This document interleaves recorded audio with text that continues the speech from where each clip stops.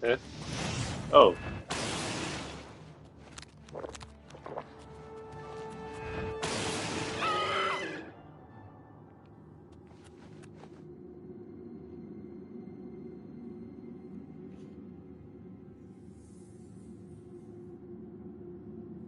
Totally forgot that that was my, yeah. Anyway.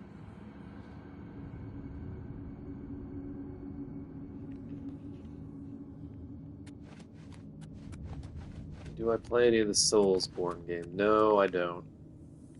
I'm not a super mega gamer like I used to be, so most of the games I play are like, you know, why can't I hear my own voice? Ugh, go away. This, and I still revisit Skyrim every now and then, and I play MLB The Show, usually with my buddy. Uh, don't really play much more than that. Classic stuff too sometimes. I just downloaded the PS5 version of Red Dead Redemption. I wanted to try that out. I heard that it's not that great of a upscale, but I haven't tried it yet. And very rarely I play GTA Online. I was trying to get back into it.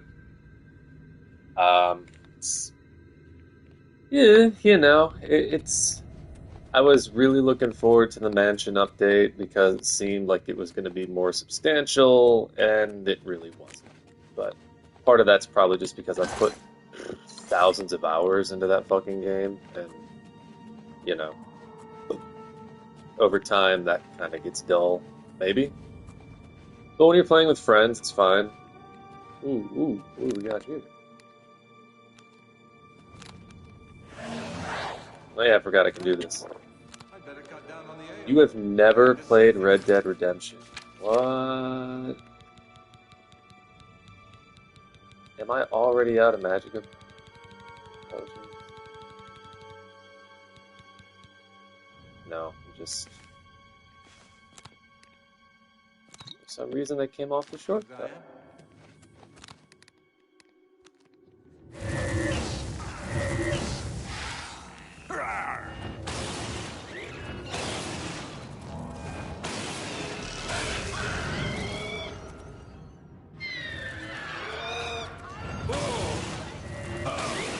Whoa, why are you so resistant to that? Oh, look at this. Nah, they don't know how to open a gate. That's funny. Ooh, welcome.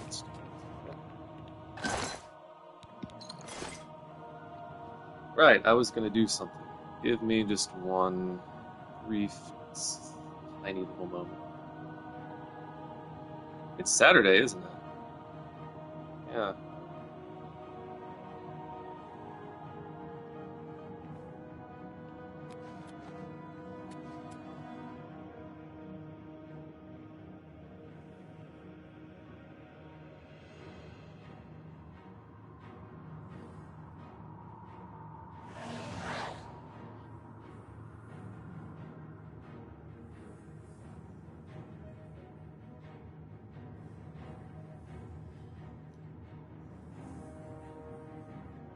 Hmm.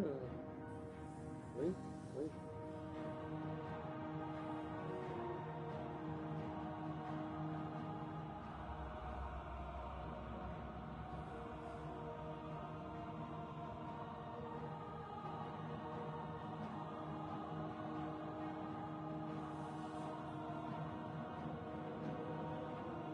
All right.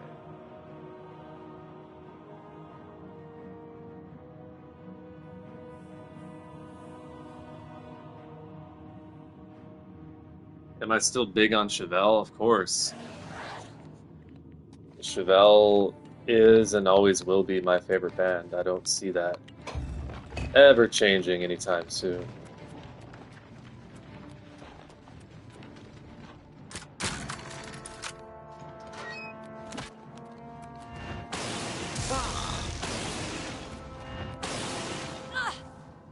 I hate these necromancers. Oh yeah, Chevelle, they just put out a new album this year. I thought it was good.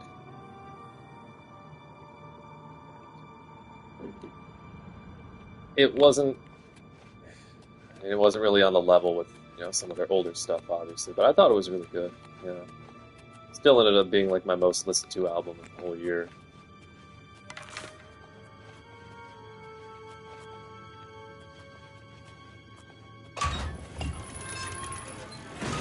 Are there some traps up here, maybe?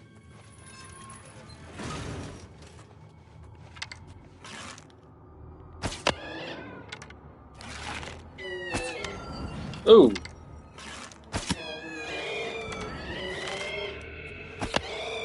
Where did you come from? Jesus. Scared the crap out of me. Deftones, Queens of the Stone Age, Linkin Park, Alice in Chains, and Tool. Yeah.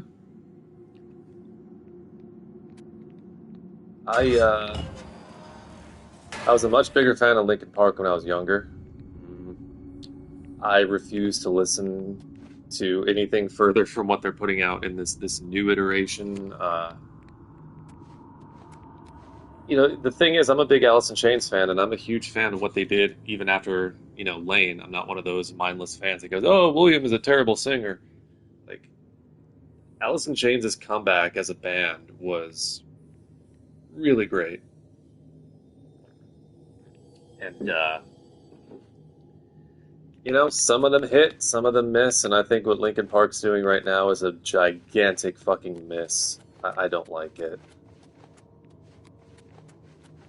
But that's, of course, not to... What is this?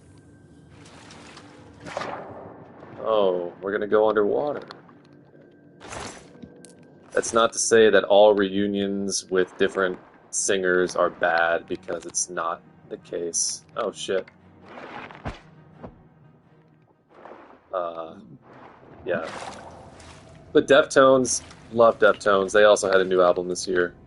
Pretty good. Did I just go in a circle, kinda?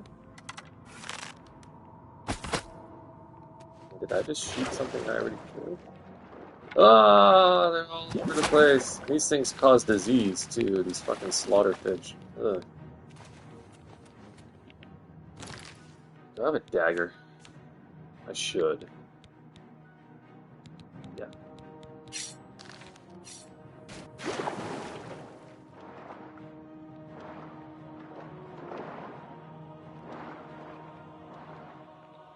What is even down here? Oh.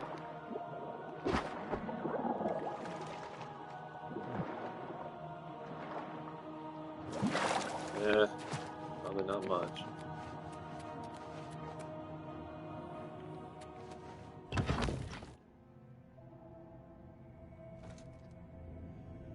Yeah, I don't want to sound like an old guy, but I definitely am one of those people who thinks that music ain't what it used to be, you know. But I'm pretty sure people have been saying that for all like every generation's probably said that. Like today's music is shit. It's not what it used to be when I was younger. Yeah, they're probably saying, no, when the Beatles came out, older people were probably saying that the Beatles were crap compared to the stuff that they listened to, and. But I feel like that statement is a little bit more justified by the fact that everything is just becoming like AI is polluting everything artistic that we know and love. So I think it's becoming closer and closer to an objective statement.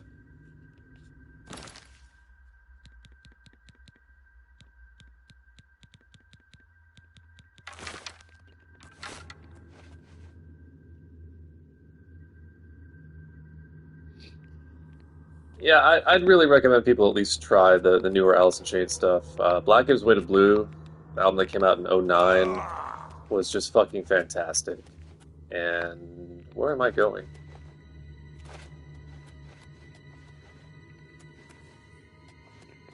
Uh-oh. He's lost again.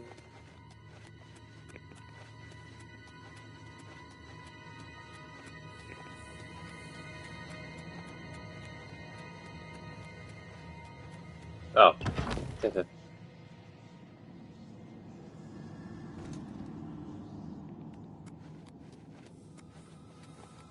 I guess my whole point with one of those rambles is that I don't really blame anyone for not being as into music now as they were at some point in the past.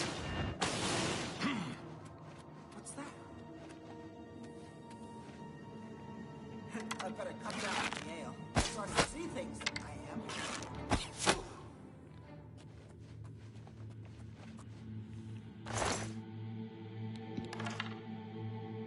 Could pick this stuff up, but I don't really feel like drinking more feta potions. Did I already hit this? Oh! Lava stone, thank you. I will take that.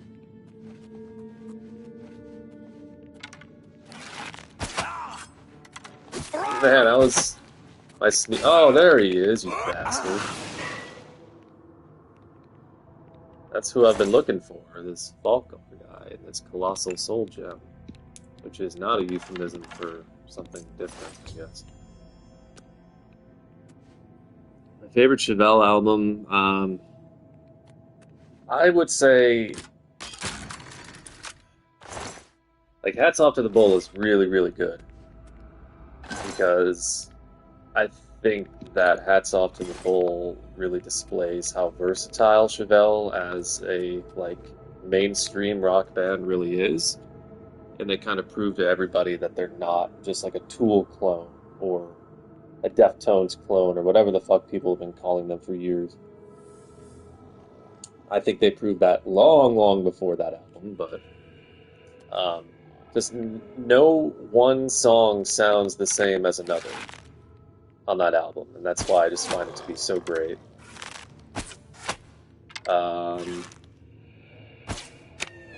Venacera is also, even though it's more digital sounding and not quite as organic as like Sci-Fi Crimes, for example, it's just so fucking, there's just so many good hooks.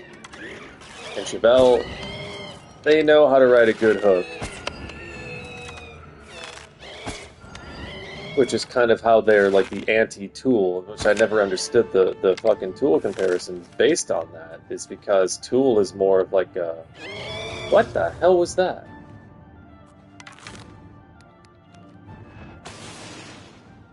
Are you finally dead? Yeah, Tool is like more of a progressive kind of not so chorus hook based kind of band. What am I looking for? Yeah. Better potions.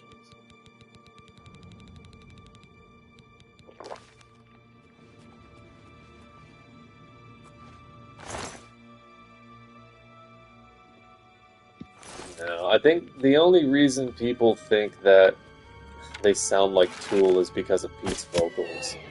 People think that anybody who sings with really, what's the right word? Screamy? Screamy? That doesn't sound like the right word. Like, any singer who has like a mixture of like really heavy and really soft vocals, they think that Maynard invented that. You know, when he didn't. Maynard's a great fucking singer, but he did not invent, nor was he like the only singer who ever screamed a lot, but also sang like an angel at the same time. You know, it's just... And Chevelle musically just... Their first album was more Helmet influenced, I think, than Tool. I think that if they were trying to clone any band, if we were even to say that, I would be more inclined to say that they were trying to recreate a Helmet album with their first album. And then even worse, they get lumped in. I think being worse than being called a Tool cover band or whatever, they were lumped in with nu metal. And I think that that's even more of a stain against a band than to say that they sound like Tool. The only reason Chevelle got called nu metal is because their popularity increased at the same time that nu metal was getting really big. So any alternative metal sounding band at that time was probably going to get lumped in with, you know, new metal, which is unfortunate. I just found it.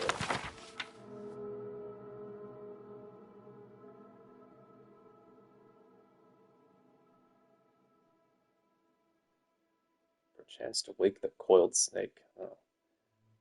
As a poet, I do enjoy these poems that you find around Sanrio.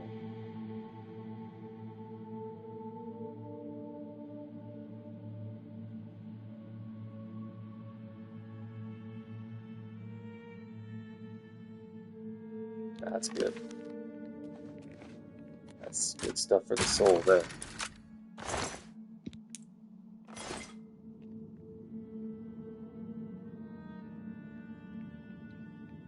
Yeah, another band that Deftones got influence from, a band that I don't think gets talked about nearly enough, is Drive Like Jehu. Drive Like Jehu was a very short-lived band in the early 90s. They basically defined post-hardcore and even emo. And people look to Drive Like Jehu as an influence for emo. The emo scene in the 90s, that is. I don't know about the 2000 stuff, but yeah, they even covered a Jehu song. What is it? Well met. Take You care. look like a Get out of the way. shrew. But yeah, Hum is also a really good band. I love Hum. Inlet was a good album too. Like Inlet was, I think, their first album in I can't remember how many years, but it was very good. So now I gotta go talk to this nutsack. I'll just walk there. Why not?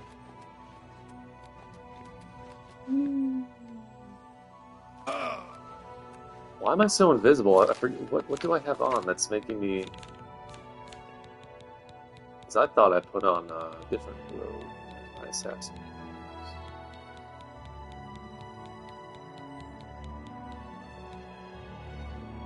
I don't know.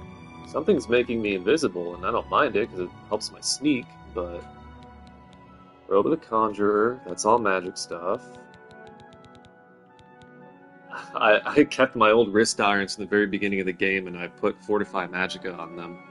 I can't get rid of these. These are like part of my upbringing, you know? But...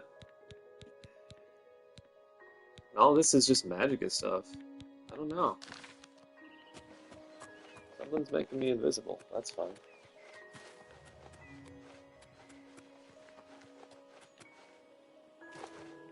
Ooh, flax. Flax, flax. Give me your flax. Give me the flax. All the flax.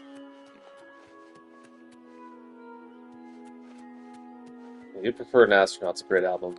If you haven't heard Inlet by Hum, I would suggest that as well. Guy like Jehu, they only have, I think, 2 albums. One of them you cannot find on streaming. It's on YouTube, though, and the one that you can find on Spotify is called Yank Crime, and that's my favorite album by them. It's one of my favorite albums ever. It's just, when you listen to that album, when you listen to Drive Like Jehu, you can really hear the influences that would become post-hardcore, emo, even screamo, and I don't know. Some people think that screamo is a new genre, but they even have their very first album was like math rock. Dillinger Escape Plan is another band that they're not my favorite, but I like them, and I think they've even talked about Drive Like Jehu as an influence, and you can tell because Drive Like Jehu was a bit math rock influenced. And I just see math rock as like progressive hardcore. I do need that venison for the... Ooh, yep.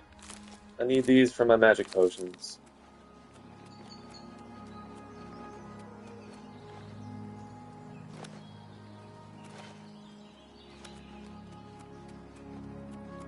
Look at this big open area. Where am I on the map right now?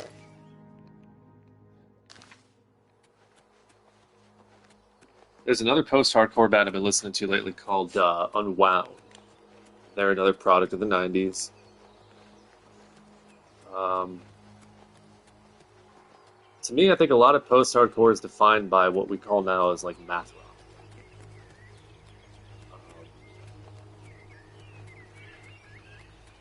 And I'm a sucker for odd time stuff. That's why I like prog.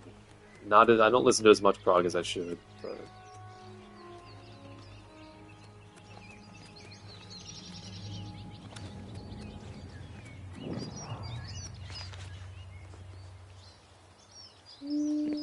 yeah, I'll go in here and take a look.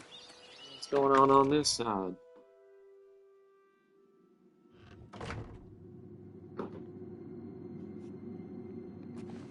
Another gate.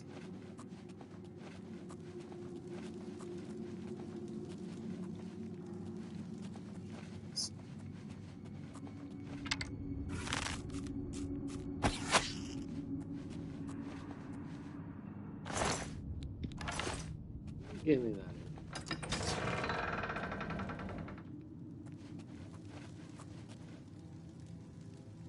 I've ever been called Unk before. No.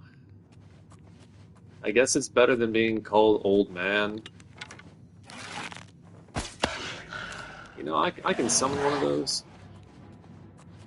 I'm just gonna watch them fight.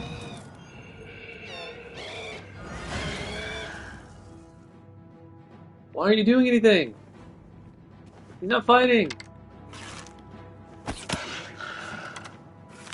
Why is my lick not fighting? Oh, you stink.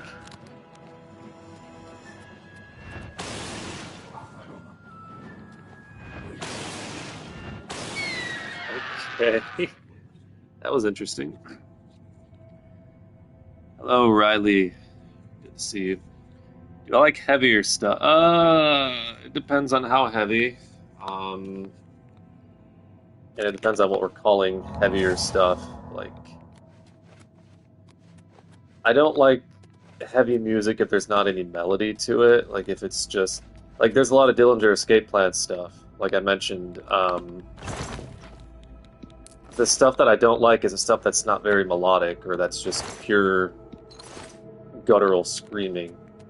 Not guttural, but I do like screaming in the music. Like, noise rock is another tenet of post-hardcore, and I kind of like some people really don't like that part of music, like when it's just like what they consider like angular or noisy. I like that though, especially if I'm working out. But like death metal, for that reason, when it comes to the vocals and the heaviness, Slayer. Like Slayer is a band that I really like, but it's not a band that. Oh, what? Am I silenced? Like a lot of their stuff isn't very. Doesn't have a lot of melody to it. It's just really heavy and chuggy, and you know, there's a place for that stuff. But what potion am I looking for?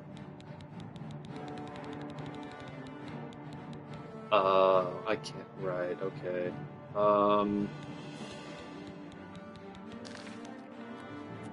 Yeah, I think I've been called Unk a couple times by one of my friends who lives who I play baseball. He called me Unk the other day. I was like, am I still silenced? Nope. Too bad. See ya. I guess I don't mind it though. Is Unk, like I said, Unk is better than old man. What is hitting me? Darts.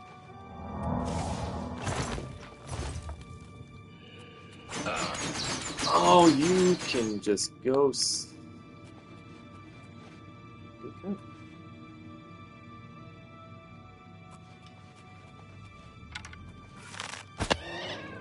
Haha. Oh, these wraiths don't get back arrows, do they? No, they do not.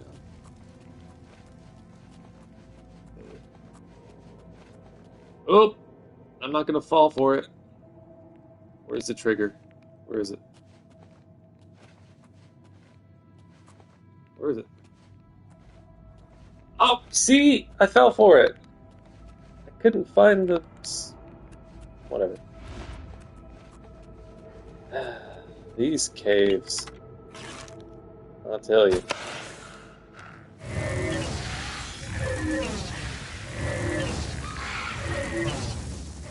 Die. What in the hell? Die.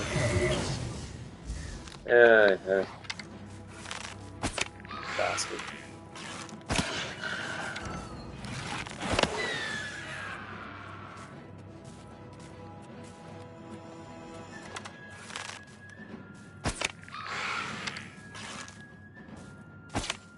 Alright.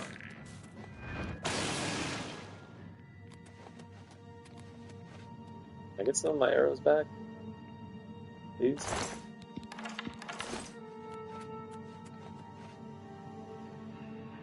Do I still keep up with Detroit sports? Yeah, of course. I keep up with the Red Wings and the Tigers. Those are like hockey and baseball are the sports that I keep up with the most. Don't watch much football anymore, American football, or any kind of football. And I don't really watch basketball, though I do think basketball is fun as fuck.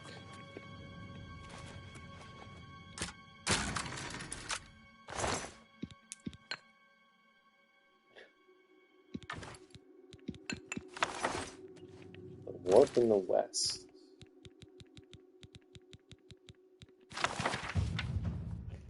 Oh, hey, I got some block skill out of this. Alright, I'm not going to sit here and read all of this right now. Maybe later.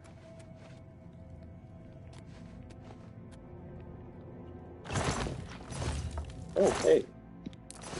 Oh, rob a grave. What are they going to do with that money?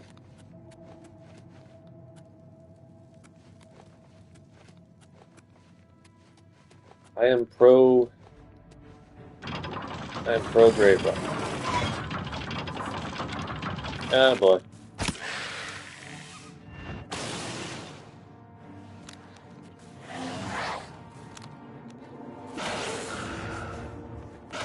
Are you actually gonna fight for me?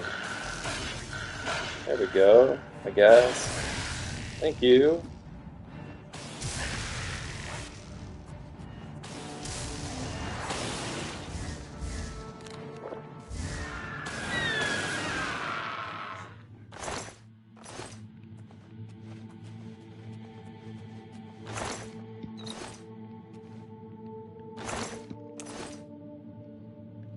Your rat from back. Yeah, I guess the Lions have kind of turned it around, but I'd be lying if I told you I've watched any of their games in the past, decade. I think some time ago I watched some games that were broadcast, strangely enough, on TV here in Finland, because football is actually getting kind of big in Finland. Not big, but people pay more attention to it now. I don't know why. Hell, in my city, there's even hmm, excuse me, a gridiron football team, like a very amateur one.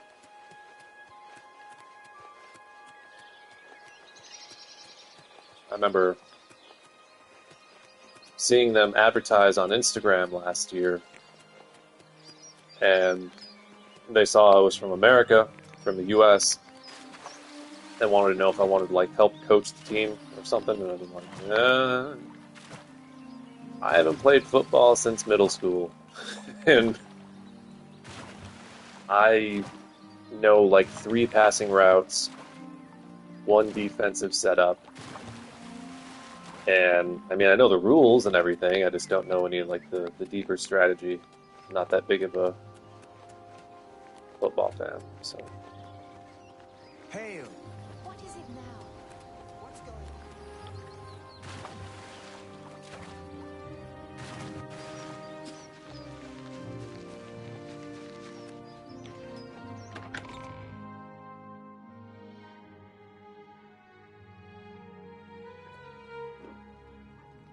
You have my ear, citizen.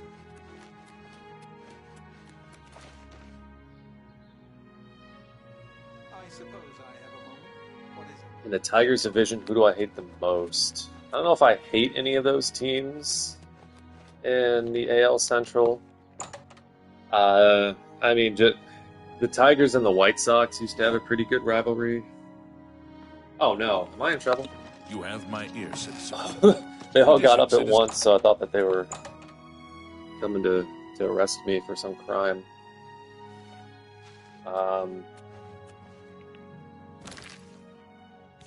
Yeah, the Tigers and the White Sox used to have kind of a rivalry going, and it's kind of cooled off. No, I wouldn't say I hate any of those teams.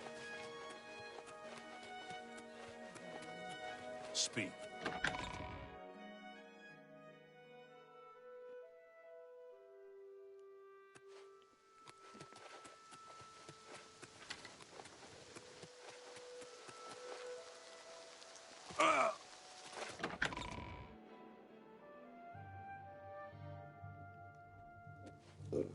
What is it, citizen? Too many doors.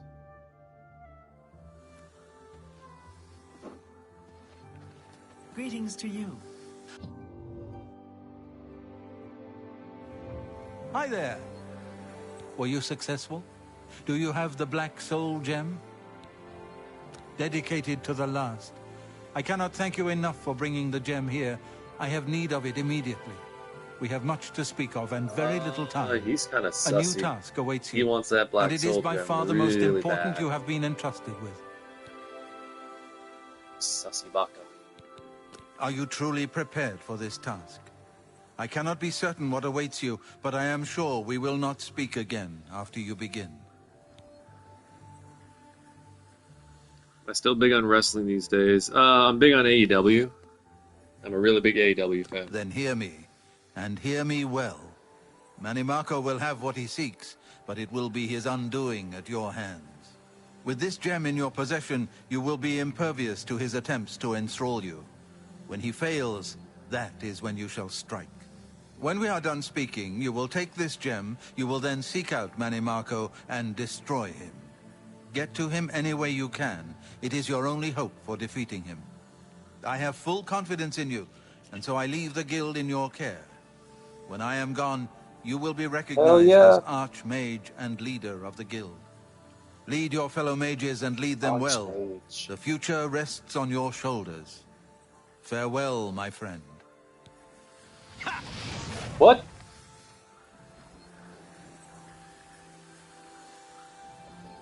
Did he just... I guess I can take his stuff, right? Ooh. Silence. I'll take his shoes too, why not?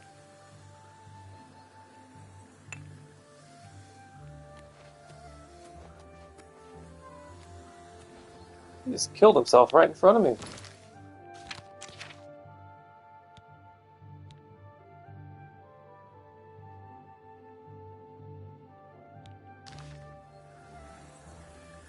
Tony Storm is just spectacular. I like Swerve too. But Tony Storm and her promos are must watch.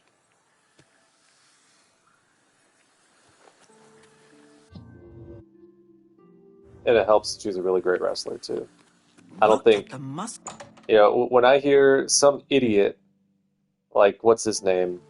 Stevie Richards, whose existence right now is only, like, rage bait, I think, say that there isn't anybody from AEW that's as good as Logan Paul.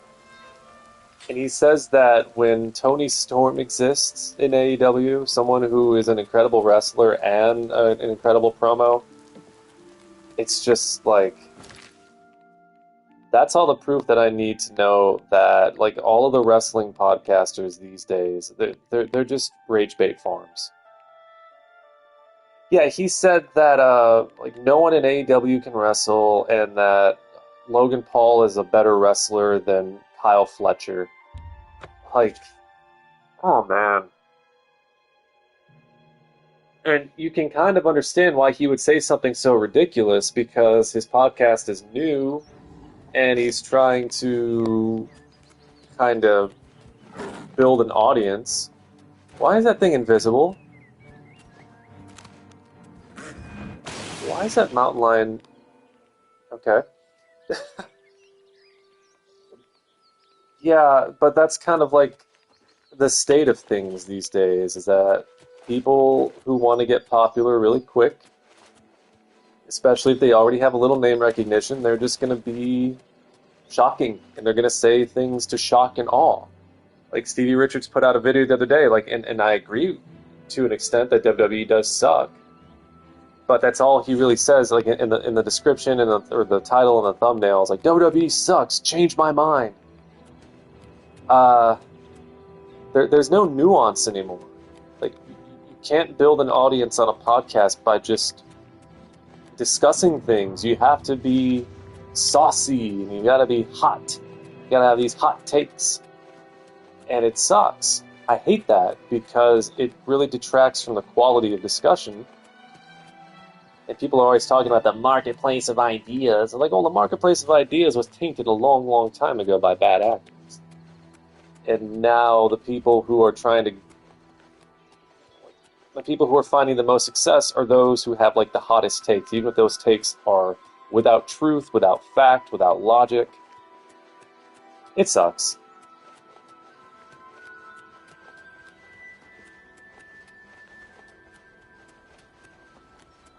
Yeah, WWE is basically a dead company to me. I don't... Like, when AEW exists, you know... Like, I'm a fan of wrestling. Like, professional wrestling. WWE is...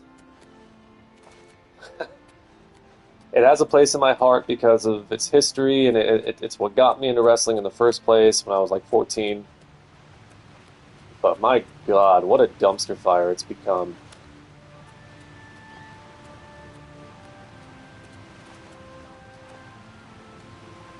Whee!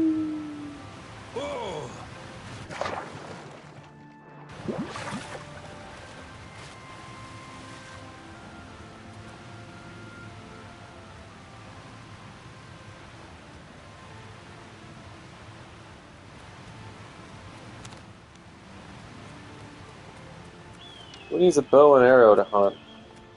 You can run.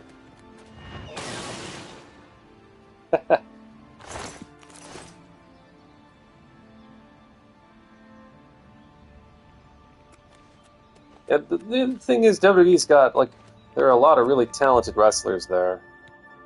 No, I don't need conjured armor. But WWE is a company that's about content. They don't give a shit about quality of content. They don't give a shit about booking.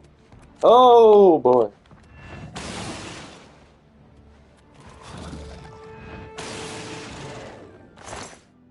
That was scary. They don't give a shit about booking.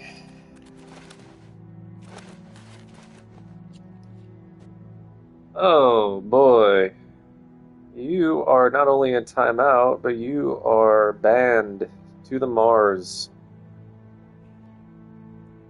Bet you were hoping I wasn't paying attention to my chat, weren't you, you dumb fuck?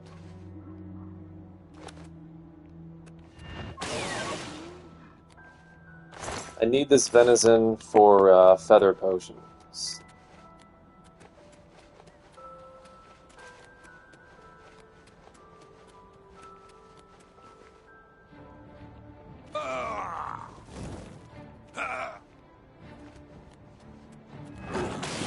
Ah!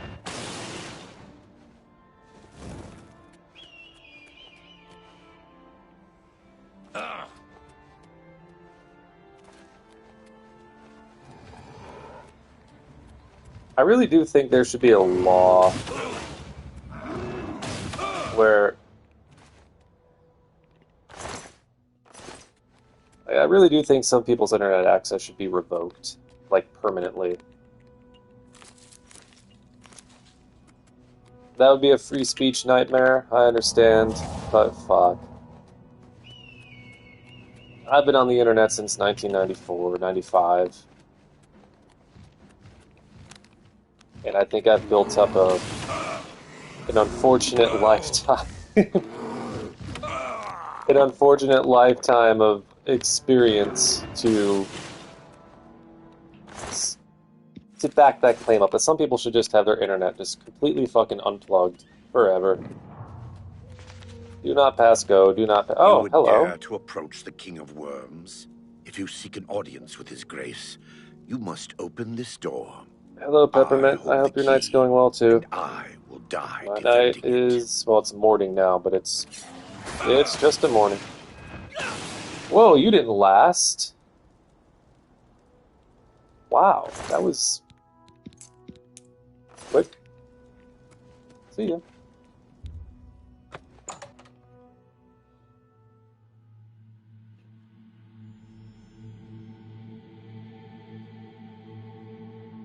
I remember playing Tomb Raider, the very first one.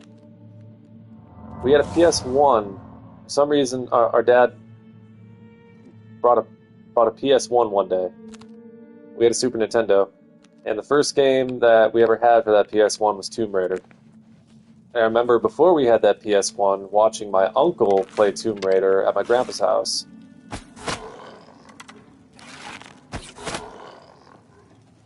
And it's probably why I learned at such a young age.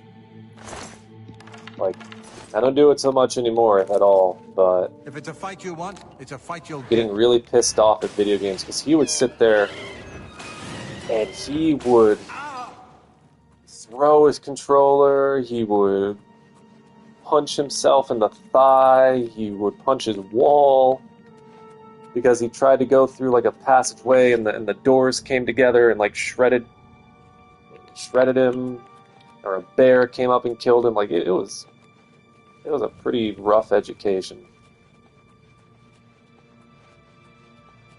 And I also grew up watching my dad get pissed off at Super Mario on the original NES. Like, he would destroy controllers.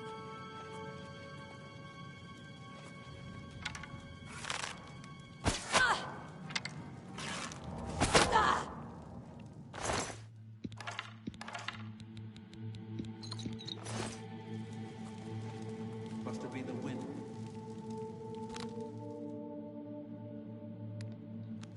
Yes, over Mario. Absolutely.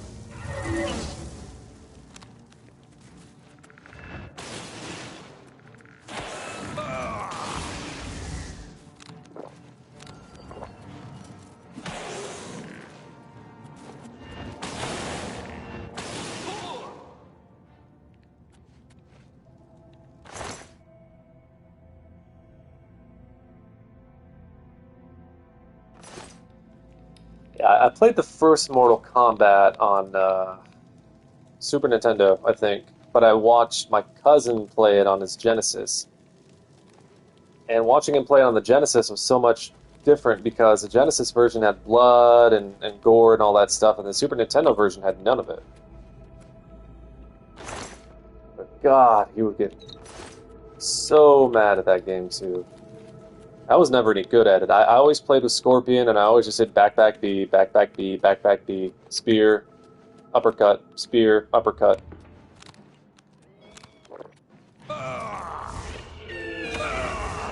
Oh, and I'm silenced. Jesus. And I don't have any dispel potions.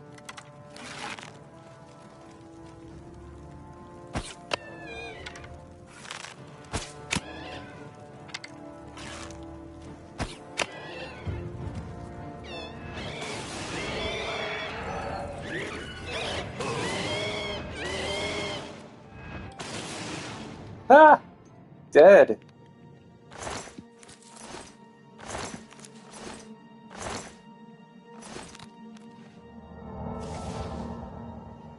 Do I like survival horror games? No, not really. I don't dislike them, I just don't play them. I played Left 4 Dead back when I had a computer. or a gaming PC.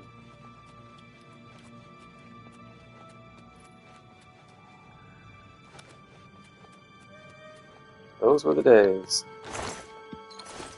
I don't know, I kind of don't miss having a PC now that fucking AI is making parts so expensive. Like, I don't miss that part.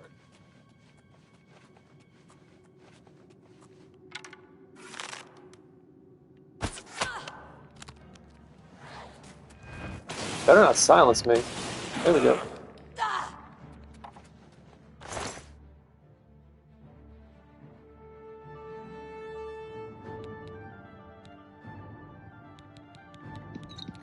Don't care about any of that other stuff.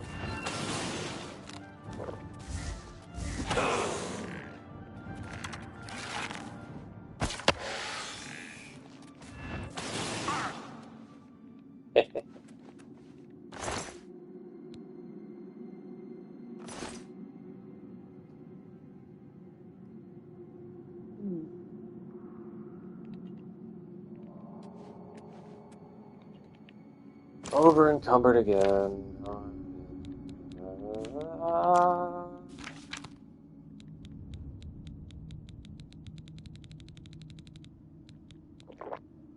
Uh-oh. I need more feathers.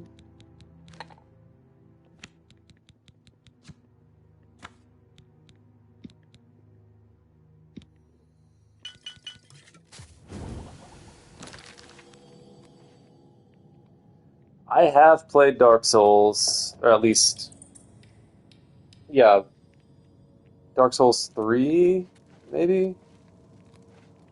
My ex-girlfriend played it all the time,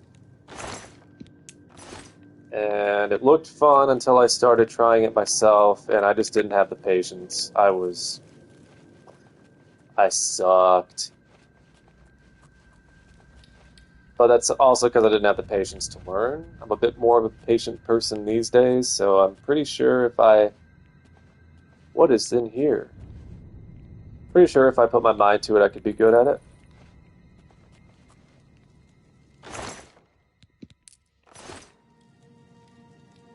What is happening in here?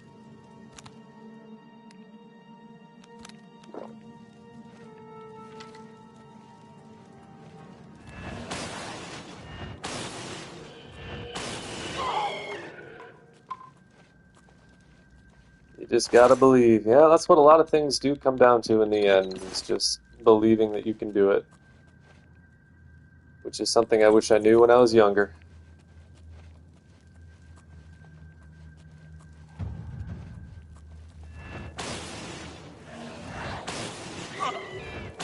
Oh, you bastard.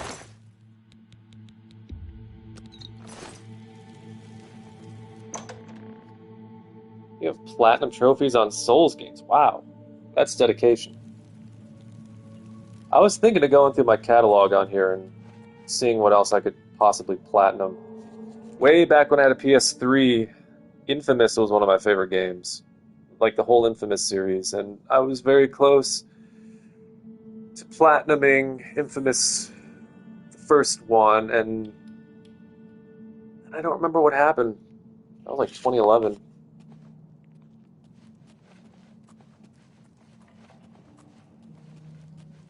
Where are you? You can't see me.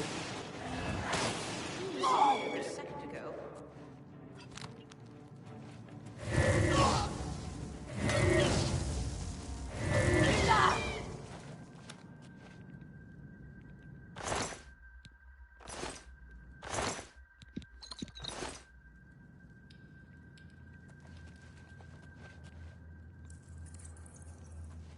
What is happening up here? We got some... they got gold on them at least.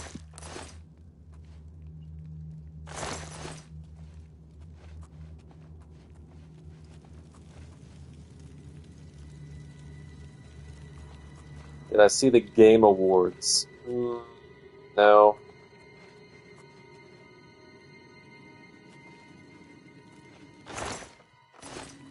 Oh, I need some kind of dis... Can I make some Dispel potions? Because I'm so tired of getting silenced.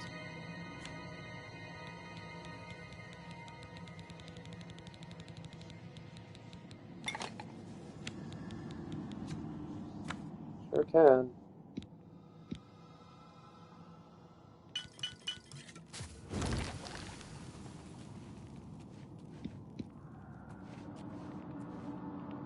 I don't think I have any arrows left. Got those arrows. Whatever. Some crappy dwarven arrows.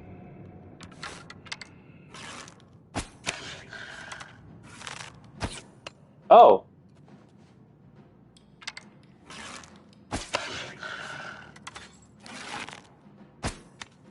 I missed!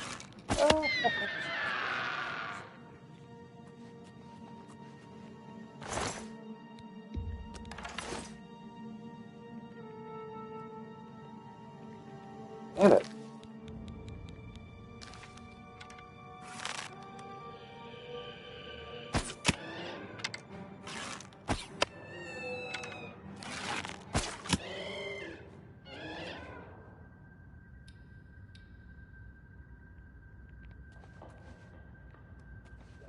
First and last Tomb Raider I played was Tomb Raider 1. Long, long, long, long, long, long, long, long, long, long time ago.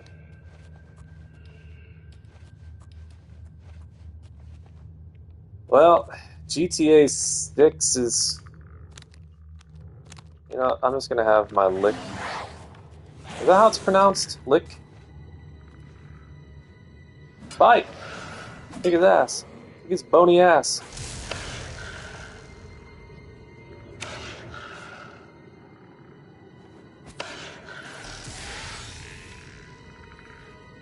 Whoop that bony ass. Ah.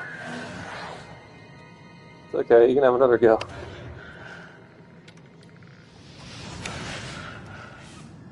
Look at that. Thank you, buddy.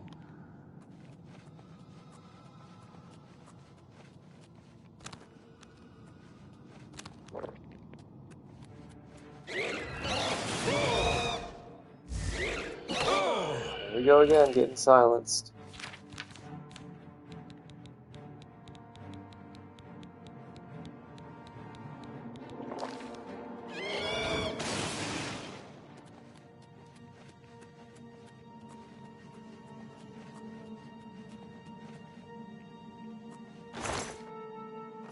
Like, I remember being like amazed when my dad brought the PS1 home. This was like 1997, 98, maybe?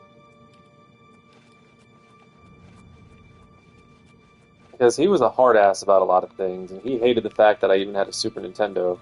But I guess he was drunk. Like one day he was just feeling really generous, and we had Tomb Raider, and then I think the second game we ever got was NFL Game Day 99? 98 or 99?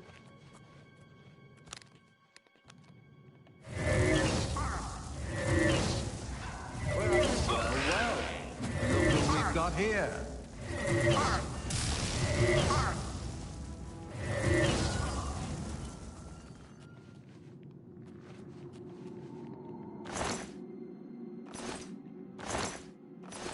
Oh, wait. I'll take that.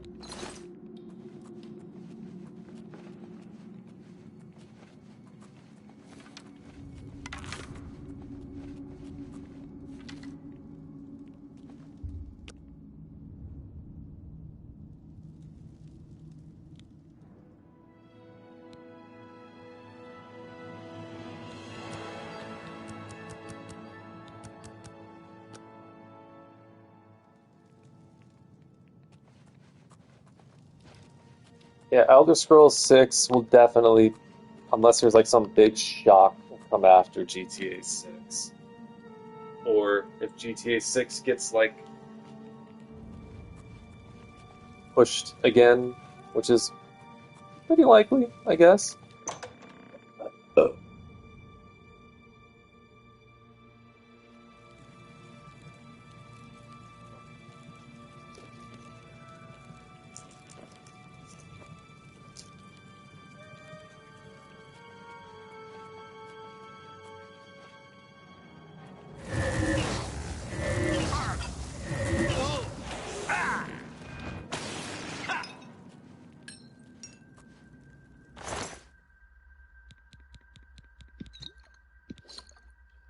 Enjoy your 30s. And I'm not really enjoying my 30s. I don't know if that's the word I would use. I'm just kind of here and living. I don't know how else to put it. I guess a better word is I'm alive. I don't know if I'm really living.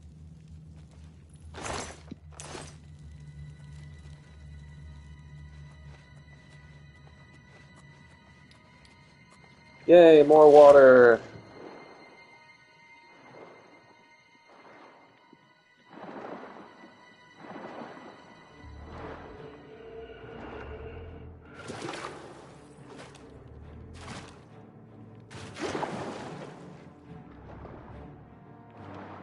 I guess this would be a good time to say that I've only played Half-Life Alyx for a very short amount. No, I played Half-Life 2.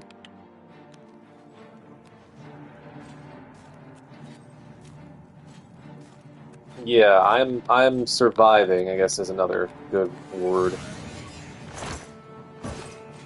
Life was a lot better a few years ago. I'll definitely say that much. No, actually, no. I was in a terrible marriage. I was dealing with fucking alcoholism every day of my life. That wasn't fun. So in a lot of ways, I guess life is better. And in a lot of ways, life is worse.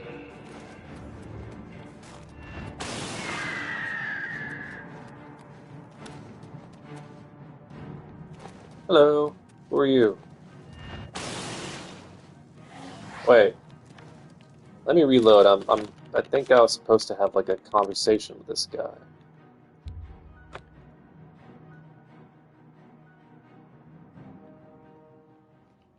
I don't know if I would say life is downhill from any age.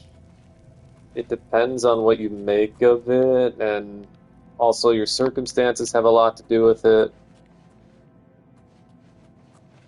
Obviously, if you're in a good financial position and things are going good that way, you might be more inclined to say life is great.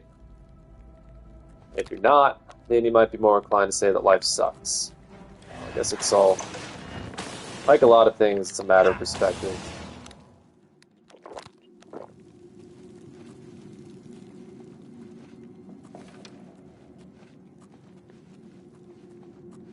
The perspective I try to take now is even though financially I was doing better about 5 years ago, there were so many other things in my life that were terrible. I was in a horrible relationship. I wasn't taking care of myself. I wasn't working out. I wasn't doing anything to like better myself mentally, physically. And now, even though things are like financially shit, I feel better overall about it. Like I can face that sort of fact a lot better because I feel mentally better. I feel physically better. And I'm not trapped with a person who is sucking my life force out of me and pretending that, I was the issue.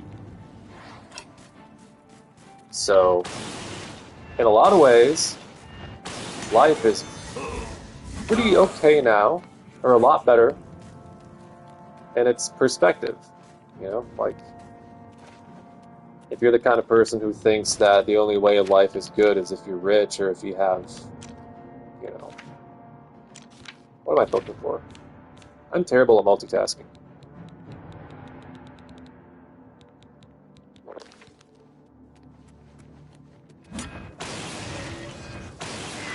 Bitch.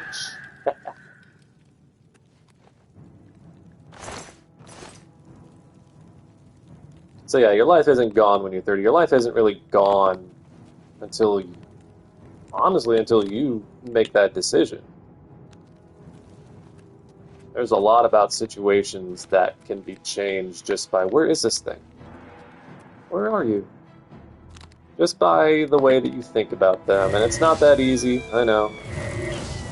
I've gone through terrible, terrible bouts of depression in my life, so I'm not going to sit here and say that the only thing that'll make your life better is the way you think about the things, but oh, it does help. Okay, that thing is just not going. And actually, well, Maybe this will take care of it. Buddy.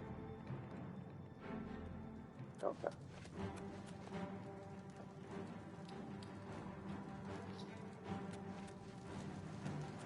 Yeah, life in Finland right now is not good.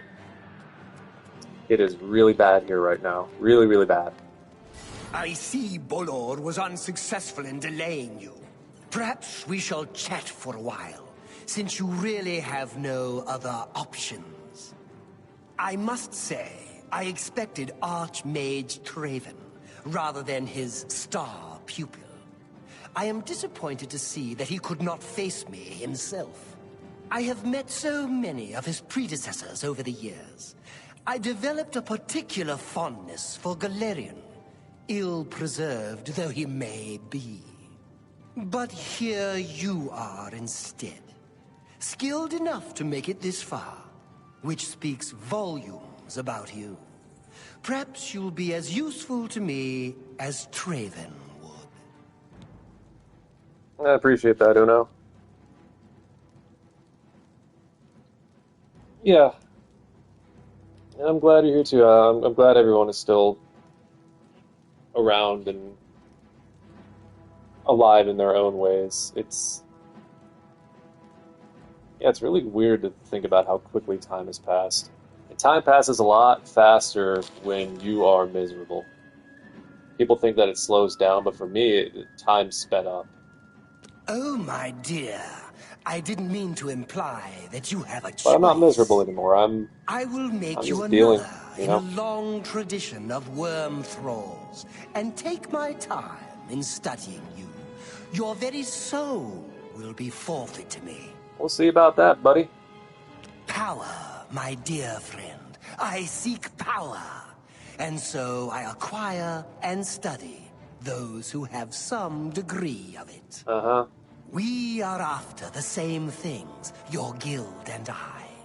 Yet you worry about good and evil, and do not accept they are manifestations of the same thing.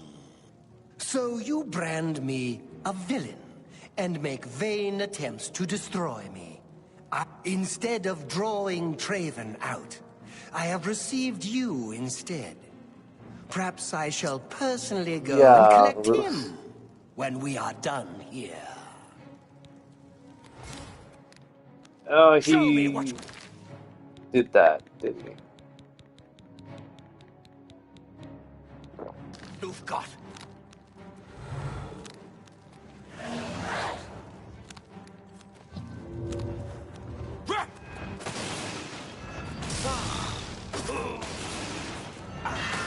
Eat shit, buddy.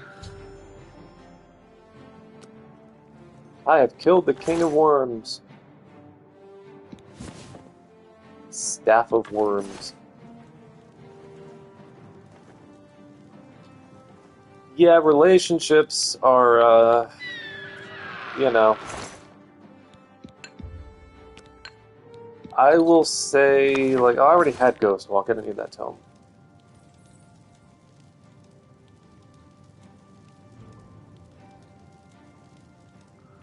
Yeah, the Goomba hat. I don't think I have it anymore. I haven't seen it. Well, I think maybe my fucking ex has it. And found it one day and then burned it. I don't know.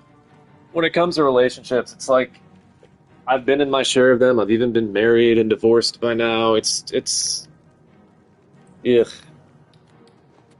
It's another one of those things that depends a lot on perspective and the amount of work that you're willing to put into it. Like, when I was married, I was not in a good place mentally, and I had a lot of problems with depression that I was ignoring. And my ex was an absolute drunk and would not stop for anything, for any reason, for any purpose, and I thought that I could fix her. I thought that I could cure her of her problem, and I spent a lot of my time trying to. And it wore me the fuck down. And so when you live in a country where every other person is an alcoholic, it has a way of kind of making you shy about entering relationships again. So, I'm pretty okay being alone for the most part, but there is a loneliness that kind of comes with living in a country like Finland that is really hard to accept after a while. Because you make friends and you think things are going good, and then you don't see those friends for weeks on end, and then a month passes by and you're like, oh, okay, this is just kind of normalized here. Um, Especially in the wintertime. In wintertime in Finland, nobody wants to leave the house, like ever. Nobody wants to go anywhere, nobody wants to do anything. It's dark, it's depressing, it's cold, people just want to stay home and drink. And that's not who I am. So, where did you come from, butthole? Hey. That was very nice.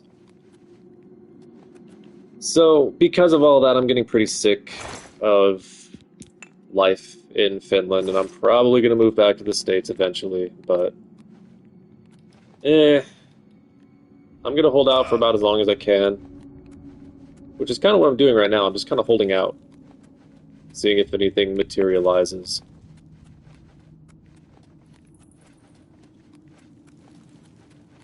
And what's even crazier is that there was a point in time where my ex used to blame me for her drinking, and I talked to her not that long ago, and she's still drinking. Like, years after our relationship, she's still drinking. And I'm like, okay, so if it was really me, then... But that's the thing about... like, I guess unless you've ever been an alcoholic, you just can't understand what it's like. And I'm not ever going to try to pretend that I can, even though I grew up with alcoholics. I was surrounded by them, I was babysat by alcoholics, I was raised by alcoholics, and I married an alcoholic. And it makes all the sense in the world, I guess. What is it, citizen? I'm sure if you were to, like, psychoanalyze me, you could find some reason for that. Mana Marco has been defeated? I can hardly believe it. The King of Worms is no more! I received a note from Archmage Traven. I know what he did for us, and that he selected you to take his place. I will mourn for him during my own Oh yeah, the private time. things in the U.S. are For bad. now, I cannot help but rejoice. I've But I already think, sent word to oh, I'm all an the local archmage. guild halls that you are now in Look at me. charge. Congratulations. I went from a lowly Archmage. grunt to an archmage. Good day. Archmage's hood. Yeah, so the thing about Finland is I think people in the US, they look to Finland as if it's like a utopia and that things are so much better in the Nordics. I gotta tell you people, they're not. Maybe that was true 15 years ago, but now they are just so unrecognizable. So I guess I don't get a special robe, okay? Things have become like completely unrecognizable from where they were 10, 15 years ago. And in 10 or 15 years more, guess what? It's going to be even worse. Like before I moved here, I never had any illusions about Finland being like a perfect place. Of course, I heard like, oh, you know, it's a happy place and people are healthy. And yeah, of course, that much is true. But I didn't see it as a utopia. In fact, my ex-wife, for all of her flaws, she made a point to tell me that Finland was not a perfect place. And, you know, maybe I should have taken her alcoholism as one of those kind of warning signs that, even though I didn't know, like, she lied about it for... I didn't find out she was an alcoholic until, like, 3 years into our marriage. Which is another story in and of itself, I guess. But, yeah, you don't get... I never had this idea that Finland was going to be like this perfect fucking magical place where all my problems are going to go away. The healthcare was better. Now that's a lot worse. All these years later, the healthcare system is just dog shit. And And the food quality, that's something that hasn't changed, but food quality is even getting worse here because they're like, for example, school lunches are being outsourced to private companies. And we all know private enterprise makes everything so much better.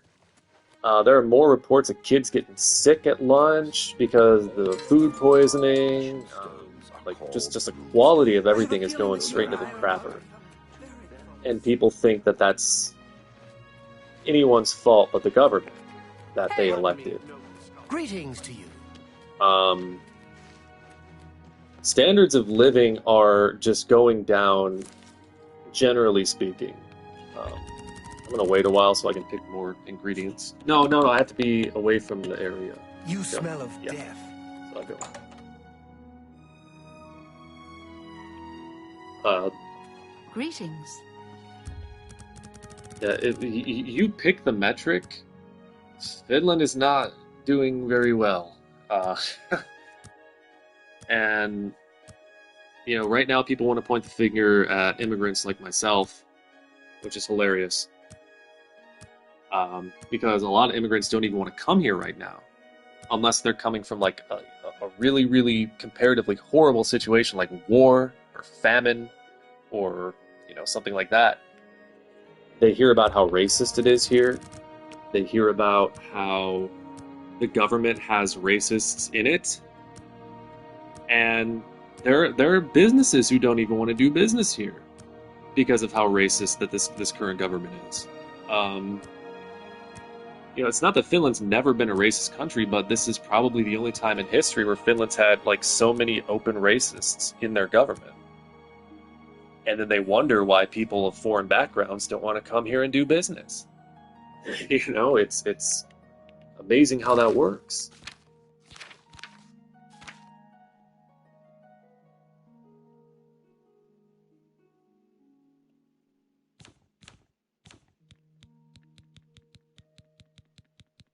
So I guess to long story short, no, I never had any illusions that this place was perfect, but I never thought it could get this bad. But once this government got elected, Please, by all means. I had some guesses that things would get this bad, and here we are. And did this stuff grow? No, it didn't. Fellow Magister. I think it's like 3 in-game days it takes. Well, let's do another 24 hours. Yeah, rejection is never fun to experience, but, you just have to remember that most of the time when you're rejected, well, I won't even say most of the time, but I guess you kind of have to determine how much of the rejection was about them and how much of it was about you. Because people aren't always going to be honest with you and say that they're rejecting you because of this thing about you or that thing about you. So what I've kind of determined over time is it's best, like if you get rejected in a relationship sense, to just sort of accept it. Just be like, there's nothing that I could feasibly do to...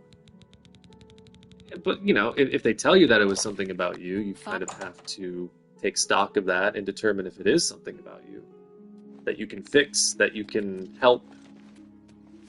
Where is all the stuff? Isn't this supposed to regen after 3 in-game days? So maybe I gotta go further away?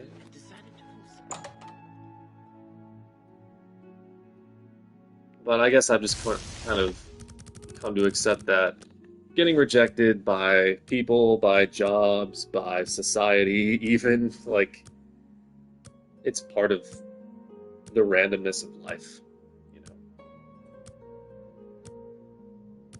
And sitting there and dwelling on it and beating yourself up about it is just, it's unhealthy. Like, there's a healthy amount of self-criticism to have, and there's an unhealthy amount to have. And I think I've found a pretty good balance over time. I like to think. Because if I hadn't, I would still be the depressed ball of shit that I was like 3 years ago.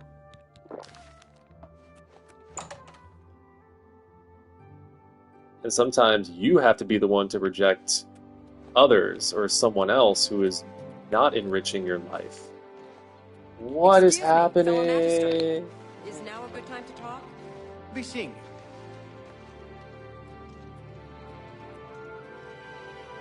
I'm not sure how many more it is what it is I got left in me. Well,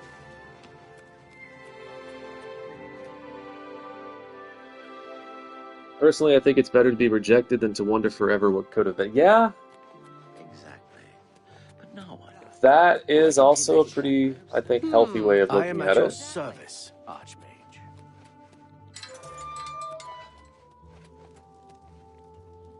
So, I need to find... Oh, I need to summon the Daedra.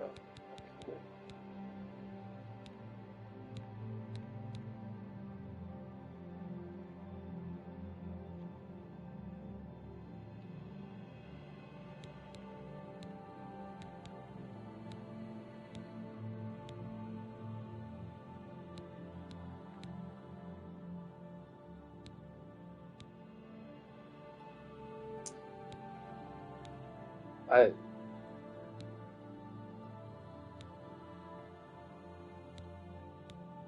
Oh, I need to advance in this. Yeah, I kind of feel that, though. Like, I don't know how many more it is what it is as I have left in me. When you live among enough absurdity, sometimes that's all you can say, but it's also not psychologically satisfying to just always say, oh, it is what it is. Because it doesn't really leave a lot of room open for things to improve or get better. Yeah, it sucks.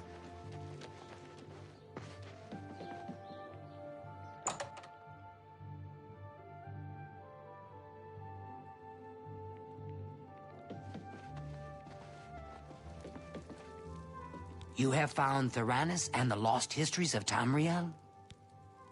Huh? The prey escapes. Return when you have the book or know that... What? I misread something.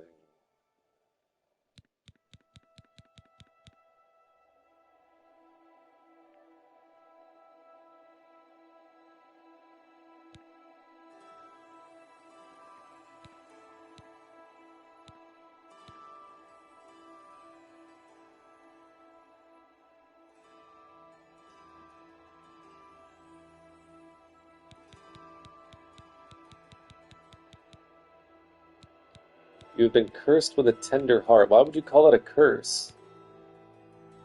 It's a lack of tender hearts in this world that's making everything worse. A lack of empathy, a lack of understanding, compassion, that kind of stuff. You can have a tender heart and be tough at the same time. It's just like trying to find that balance, I guess, that kind of sucks.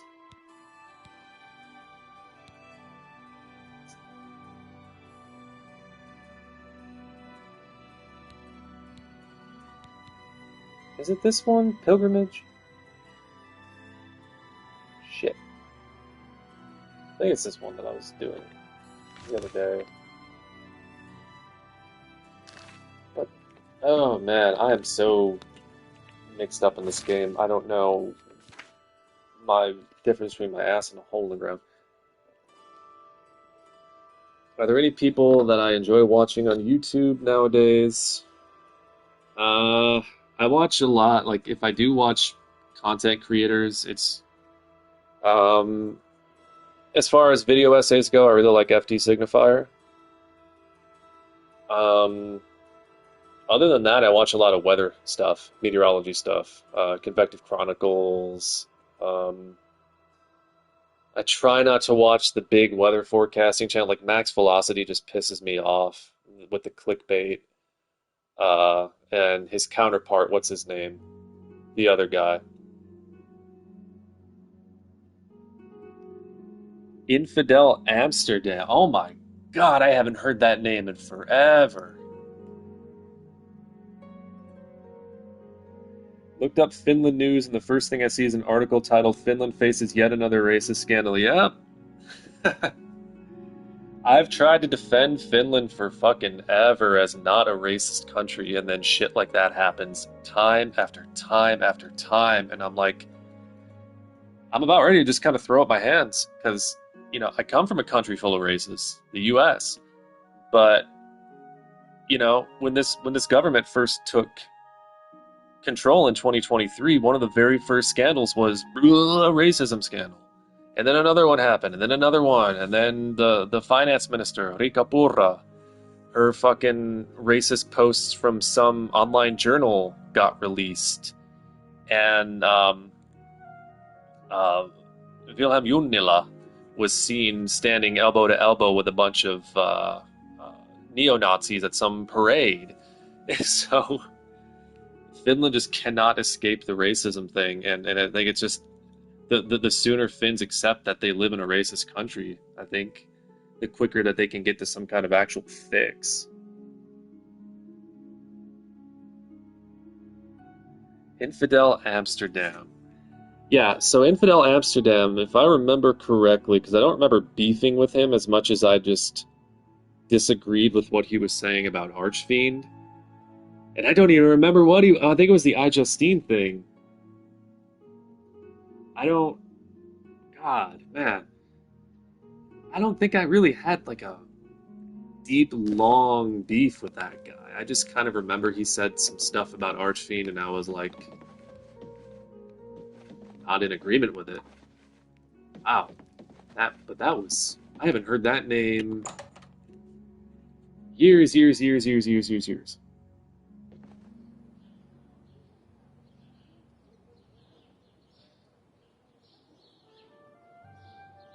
Yeah, I remember Craft Nation. Ah, Crap Nation! Yes, of course I remember Crap Nation. How could I not remember Crap Nation? Yeah, it was like it was a really big earthquake, and God, it was sad, man. But y'all make sure to subscribe and like, and God. Oh God, he was horrible. But you know what? Now everybody is Crap Nation. Go ahead. Who'd have thunk that 12, 15 years later that that's the way that that's the formula for popularity, and now it's you know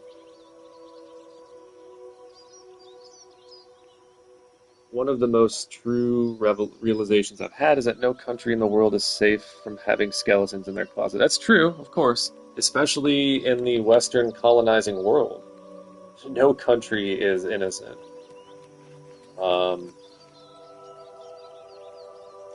That is very true, yeah. But the U.S., my God, they don't just have skeletons in their closet. They have, like, nether skeletons from the furthest reaches of the most disgusting corridors of the worst parts of history.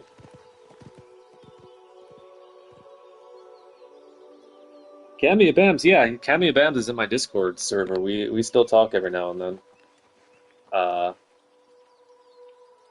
Must destroy all. What a creep.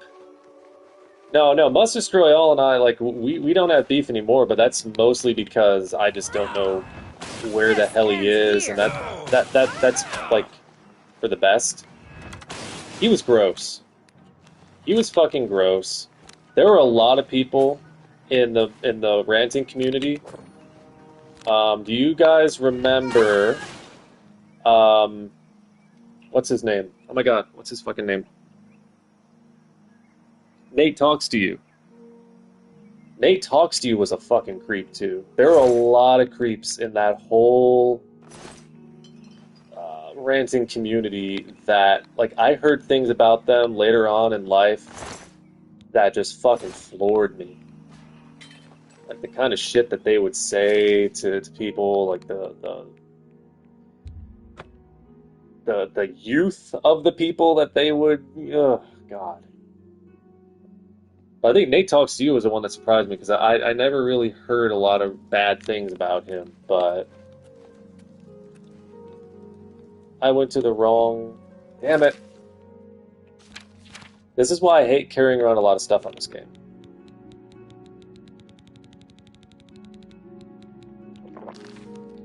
But Nate and his brother used to do a lot of really gross stuff.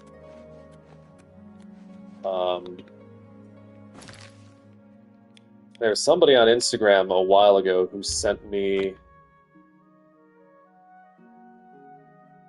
some really flooring stuff about Nate, about Must Destroy All, and about quite a few other people in that whole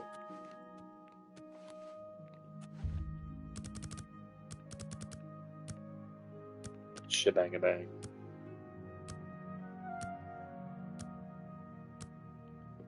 Why did I have beef with the... Dude, you're not gonna trigger me about anything that happened about, like, on YouTube years ago. Like, I'm older, and I took things, like, my issue... I need to get some water, by the way, because my fucking throat. But, yeah, my issue with the original Undertaker Freak channel and all that stuff I got involved in, like, I took it way too seriously. And what was worse is that I was trying to convince people that I wasn't taking it seriously and this is just water off my back like a duck, you know? Bullshit. I was like so involved, so pissed off, so easily triggered.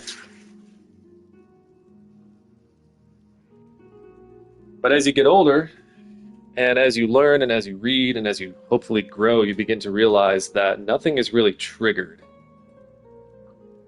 Everything that you respond to, everything that you react to, is a choice. So, you know, when you make better choices and you decide what's worth responding to and what's not responding to, it makes the world a little easier to sort out. But back in those days, God, I was just like... Every little feud, every little horrible thing someone would say, I would try so hard to, like, tell people, oh, this doesn't bother me. Yeah, look at me. I'm just responding because I'm passionate. I wasn't passionate. I was just easily rage baited. And so that whole troll posse thing, that was just them taking advantage of rage bait. What's the news from the other parts of Tamriel? It's my Like, I'm sure any of those guys would probably be really good at writing articles now, because that's kind of like what rage bait or have a look at my wares. What I'm writing sure and has become, or a lot of things on the internet are just about getting people angry. So they comment, because when they comment, they engage, and when they engage, they push your shit higher in the SEO, or they push your shit higher on Facebook or whatever. It's all about metrics, you know? I don't need this. A good price for a good customer. I'll keep that. I don't need these. I can enchant these later. I'll keep the necklaces.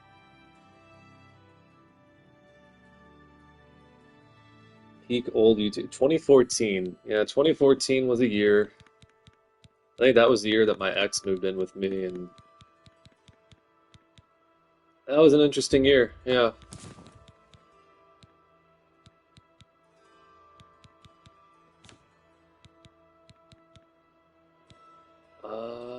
Don't need this. I will keep that. Don't really need that anymore. Reanimate.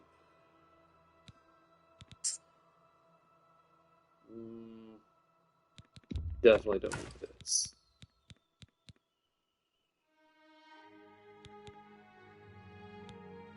Do I really need all these staves?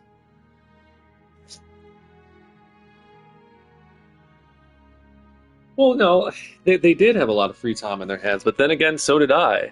Except for the times when I was working. But even when I was working, or in school or doing whatever I was doing, I still had, like, way too much free time to be able to respond to some of the shit people were saying.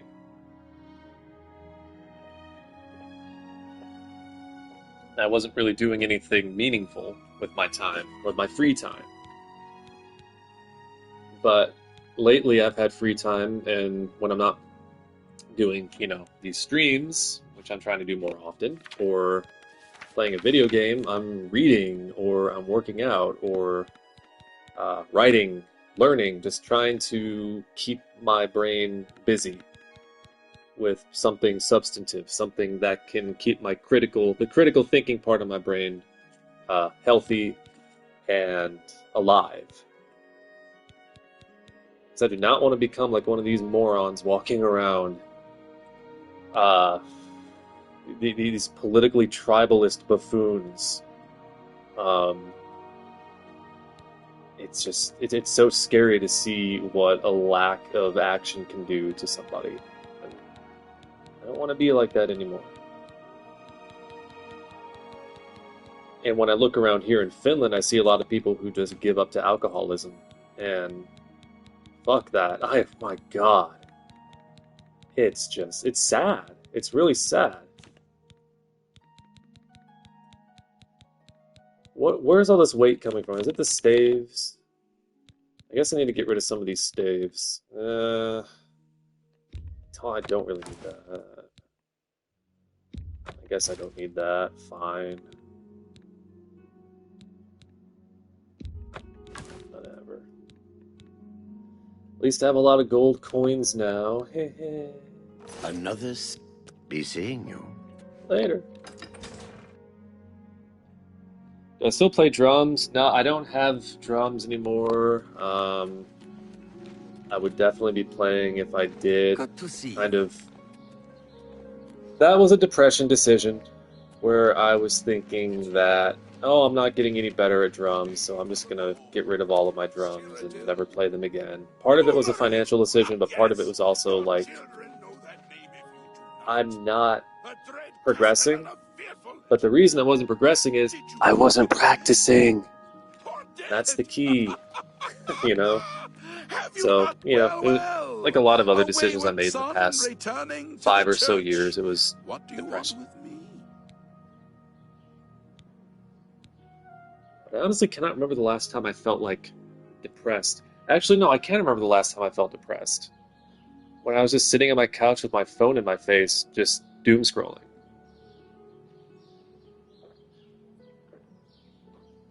I feel hopeless a lot of times. Like I feel like shit won't get better and shit is just getting worse, but I don't necessarily feel like not doing anything or being paralyzed by sadness. Once there were 8 divines. Then Tiber Septim became Talos. And the 8 became 9. I followed the old way of honoring the 8 while also giving due to... Yeah, if I find myself just kind of like staring at my phone, I'm a lot better at like, hey, put it away. And then I'll like physically throw the fucking thing. Okay, not I won't throw it at a wall or something, but then I'll just start doing push-ups or something. It sounds really lame, but it's a lot better than just burying my nose in my phone. Like I've been doing, I don't know how many of you follow me on Instagram, but I've been posting some of my workout routine just because I find it better than posting political shit all the time. Knuckle push-ups.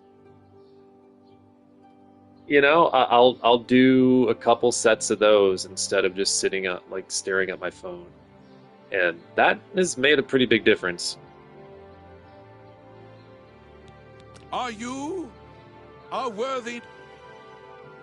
I am the... Oh yeah, I'm the arch... Now I can talk to this guy. Successor to Hannibal Traven. I think this is what I was trying to figure out earlier.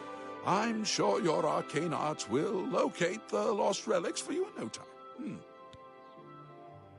Well, one of the reasons that I do knuckle push-ups is because I do not like going to the gym. Like, I don't like the smell, I don't like the sound, I don't like... So, I try to do as much as I can at home. Oh, shut up, dude. Yeah, I try to do as much as I can at home. I have a pull-up bar, I have weights, and I have a lot of body weight exercises that I do. I hate the gym. I just hate the idea of... Hello. It's not the other people so much as it is like my own... Like, I don't like being watched when I'm doing something like that. Or I don't like the feeling that I'm being watched, even though 90% of the people at the gym are not paying any attention to you whatsoever. You know?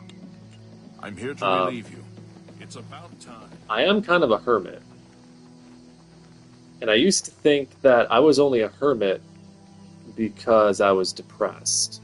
But once I got through a lot of my depression, I realized that being a hermit was just kind of, it wasn't part of depression, but rather it was just a part of who I am. Like I don't need to go out all the time. I don't need to go, I definitely don't go to fucking bars. And, I'm just kind of, I'm okay being at home. And I can go and I can take a walk, which I do every day. I take a nice walk around the neighborhood, and then I come home.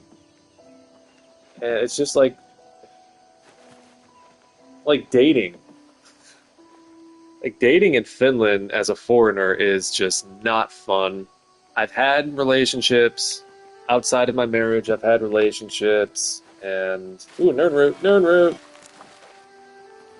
It's not that I've just been like a total loser, and like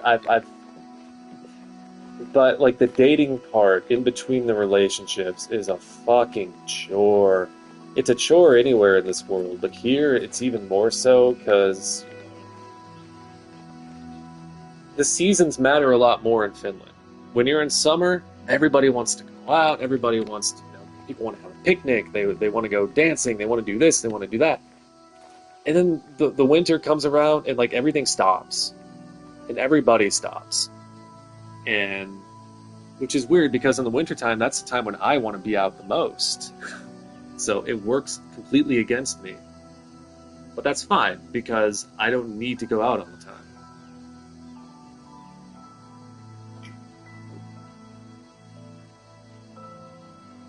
The usual reaction when people find out I'm American, it depends. When I lived in like the Swedish-speaking part of Finland, which was a fucking weird time, they're a lot more anti-American out that way. Which, here's the thing, folks, I don't blame anybody for being anti-American. So if anyone's ever called me like Ronald McDonald or Yankee Doodle or whatever, like, my response is, okay, I don't blame them, but I'm gonna try to not give them more reason to think that I'm like one of, your quote-unquote typical Americans. But Finns have their own issues that I think that they're pretty blind to.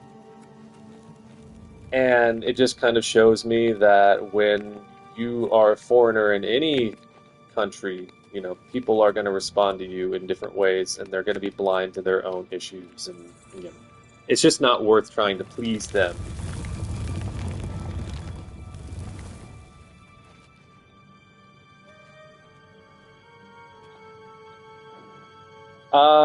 I mean, Ronald McDonald is kind of like it's not a Finnish thing, I'm pretty sure Brits will call Americans Ronald McDonald too. I find it hilarious. I think it's fucking hilarious, honestly.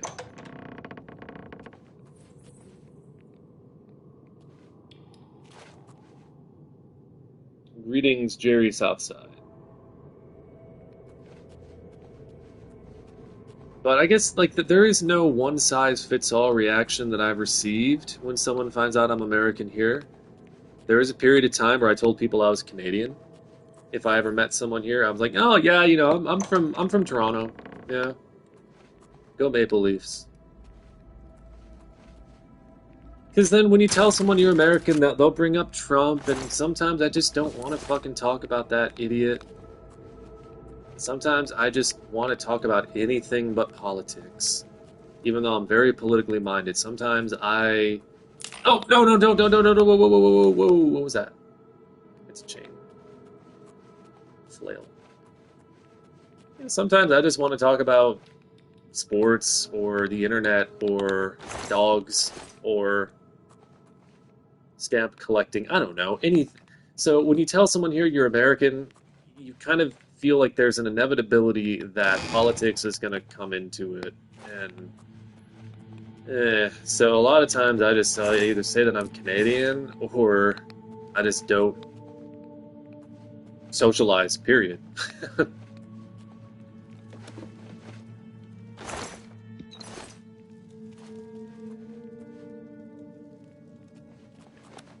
Because like, I haven't lived in America now for 8 years. That's the thing. I feel like when I move back to the States, it's going to be like total culture shock. And I do say when. I don't think it's a matter of if. I think it's a matter of when at this point in my life. Like, I've survived for 8 years here. Living on my own has been fun, but it's also revealed a lot about, well, I won't go too far into it, but, you know. The U.S. is not my ideal place to live, but I don't know how much of a choice I'll have in that if I don't want to live in Finland, you know.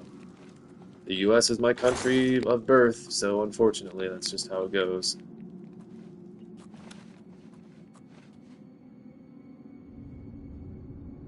How much do I think in Finnish? Vähän.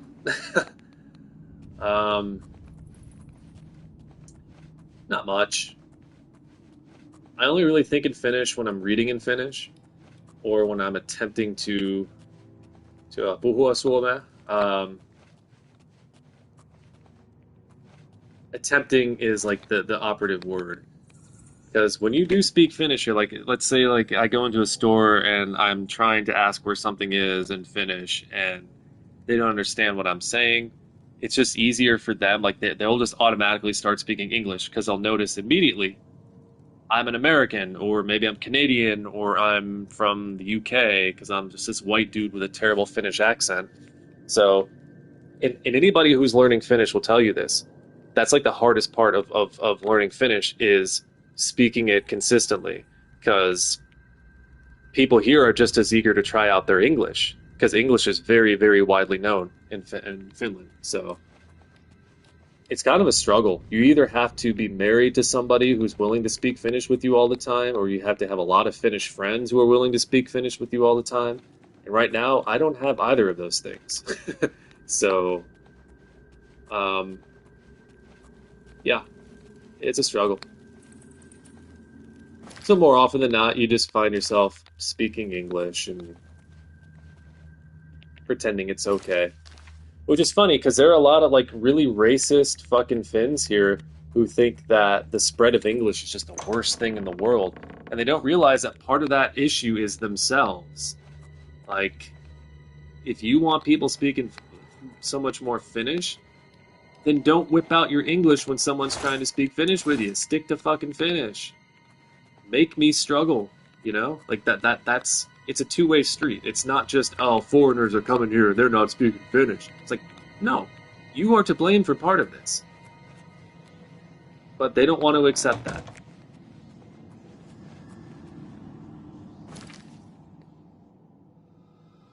There's nothing in this cave. In fact, I haven't seen a single enemy in this cave, so... Do I think I'll go back to Michigan if I go to the state? Well, yeah, that's like the only place where I know that I have a place to stay. Is when I do go back to the US, I'm starting over, like completely from zero. Which is scary, but again, it's another one of those, how do I choose to think about this sort of things? And I choose to think about it as like a new start. It's scary, but at the same time, it's better than what I've got going on here. I'm just warming up the pathetic form. Which is absolutely nothing. So yeah, it'll probably be Michigan. I don't really want to go to Michigan, but like I'm very lucky that I have like my best friend in this world, who I know in person, live there. And they are two of the kindest souls that I've ever known in my life. They are God, I've known Elena since 2010. And we've been pretty good friends since. Like, I am lucky. I'm very lucky in that regard. That if I do determine that life here is just too hard, and I'm not going to be able to make anything, then, you know, I have that option. So even though it's not like my ideal state or part of the country to want to move to, I'm lucky that I have the option, and I'm not going to complain about it too much. I'm not going to sit here and go, no. I could, but that wouldn't be very productive. I'd much rather think about, like, the kind of life that I can have if I do decide to go back there. Because I've kind of hit a brick wall in Finland. Um, which is the case for a lot of foreigners right now in Finland. It's just not a good time to be here. Um, it's not a good time to try, unless you have, like, a really in-demand skill. And even if you have a really in-demand skill, there are, like, hundreds of applicants for, like, the same job in this country right now. Hundreds. I just got an email back from an entry-level fucking swimming hall worker position, like just a minimum wage position. They told me in this email they had 120 applicants. There's no way in hell I'm getting that job. 120 applicants just for a shitty minimum wage pool hall or a swimming hall job. This past summer, I applied at the library for a position where you just like transport books between different libraries. They had 207 or 208 applications for this one position. There is a job in Helsinki I read about where there are 1,000 people applying just for the one position. So even if you have a skill, it doesn't matter. It's like there's nothing here, and it's not getting better because this government sucks, and that's just the reality right now. It's not getting better. Not anytime soon. Poison gas. Get away from the poison gas. Where are all my potions?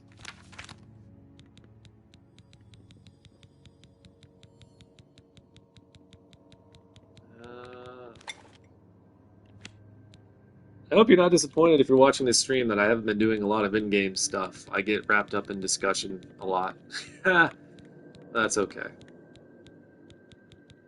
That's okay by me anyway. Yep, I should have got more ingredients, but that's okay.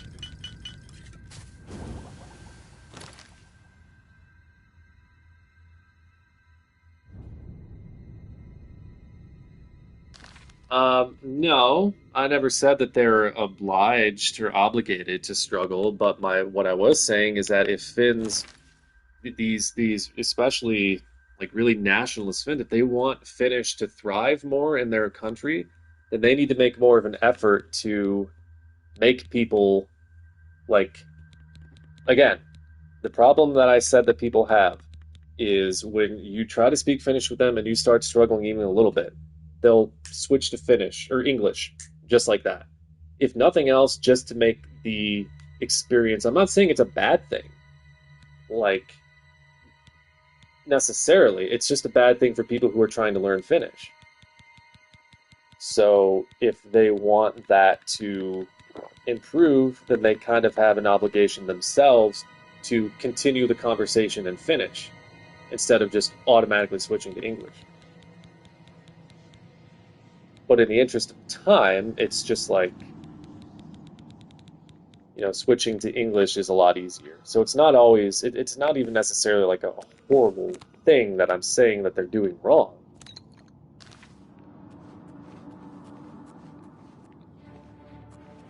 If it's a fight you want, it's a fight you'll win. What? Oh, there you go. He's dead. Or she, or whatever that fucking necromancer was.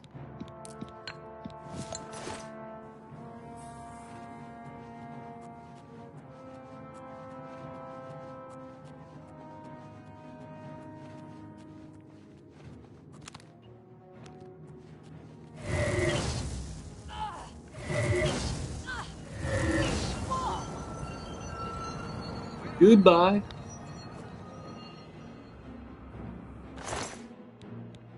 We need one universal. No, like I think that.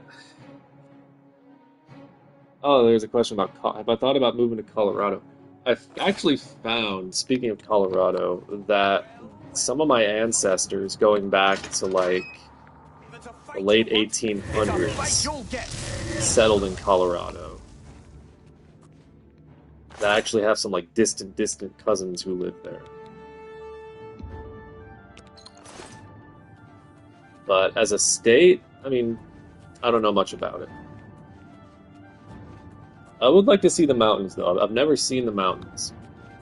I've seen hills, but I've never seen, like, awe-inspiring mountains. That would be cool one day. Oh, no! Oh, I'm dead. Better run, dude.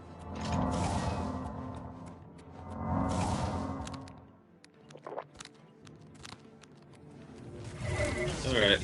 I'm gonna let... do some of my bidding. Fight for me.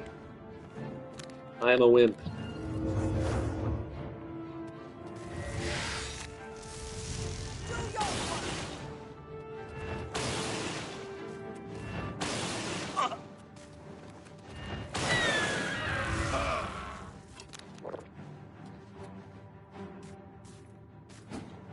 Yeah, I would very much prefer to live, like, in the West. Like, the Pacific Northwest especially. Ah, I'm getting... What's the matter? Getting tired? Die, cur. Like, every time I see the Pacific Northwest in, like, a picture or when I read about it, I'm like, that's where I belong. Is that mine? Oh, yeah, I'm sorry, buddy. I'm sorry. He disappeared. Once you get a certain amount of gold on this game, I really think that looting stuff just isn't worth it. Yeah, like, I have a friend who lives in Seattle, and he'll send me pictures every now and then and tell me about it, and I'm like, ah, God, I belong in Seattle. I belong in the land of Pearl Jam and Alice in Chains, and the Seattle Mariners are one of my favorite baseball teams ever. And Mount Rainier looks so beautiful. Yeah, that would be cool. I feel like the Western United States is just politically and geographically and culturally almost its own country.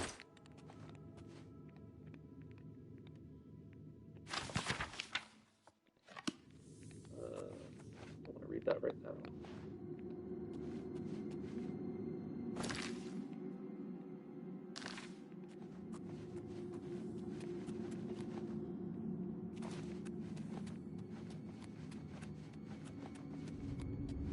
Somebody said that there should be one unified language. I mean, that's...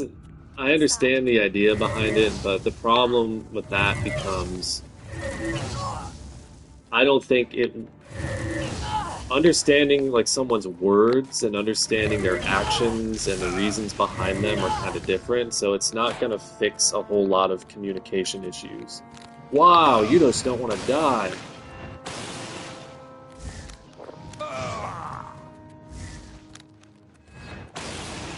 Dude, you got like 10 lives. It won't really fix a lot of, like, because a lot of the communication issues that people have, it's not necessarily, like, what I've learned in my life is even among people who speak English, and now that I've lived in a country where I've been learning a foreign language now for a while, there are a lot of communication issues that just can't be resolved just by speaking the language. You also have to know how to communicate. You have to be willing to communicate. You have to be, you know, empathetic. There's a lot of stuff that a lot of humans just are not willing to do, and so we will always have communication issues no matter what the fucking language is. And I just went the wrong way.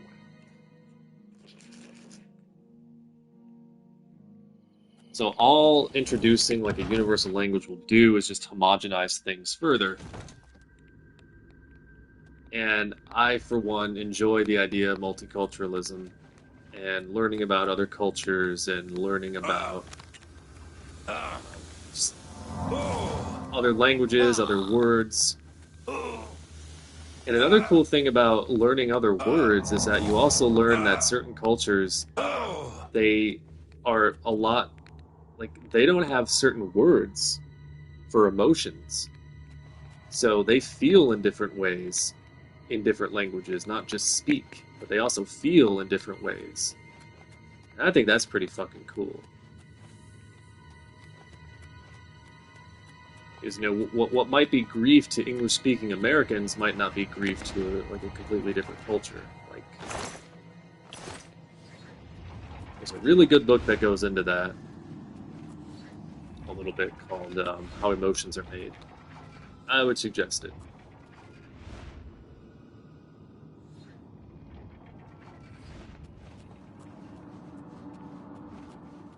Yeah, Colorado seems nice. I think maybe the only part of Colorado that maybe wouldn't be nice is there's like a lot of. Didn't James Hetfield move to Colorado because he was tired of like the quote unquote liberals in California?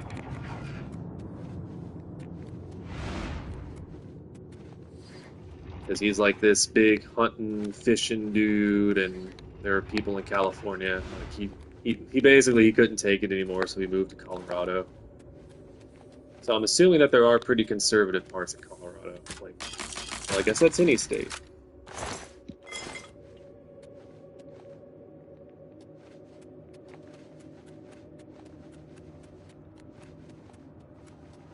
I don't know where I'm going. Have I been here?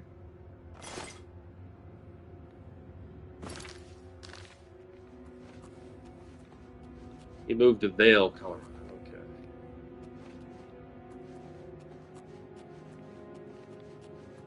Yeah, wherever I live in this world, I just don't want to be surrounded by people. Like, empathy has become very much politicized, and I don't like that. I think humans can do better than that. But that's kind of where we are. People with more empathy tend to be on the left, and people who don't have empathy tend to fall on the right. So by that token and that token alone, I don't want to be around a lot of right-wingers.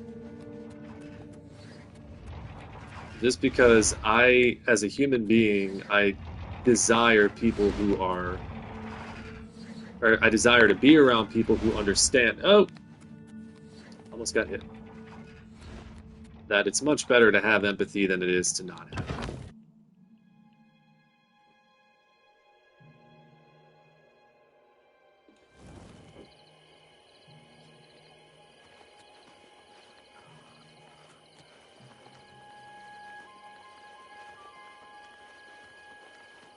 I desire to not. Yeah, I guess assholes is one way to put it.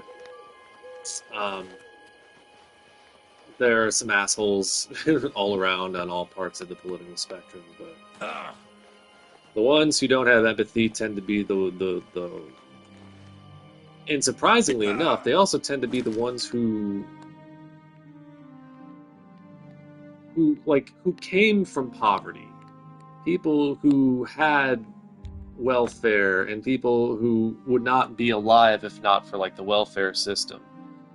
And then they grow up and they grow up to be people who are like against it. So they vote for people who destroy welfare systems. And I'm trying to find an Oblivion gate that I have not cleared, by the way.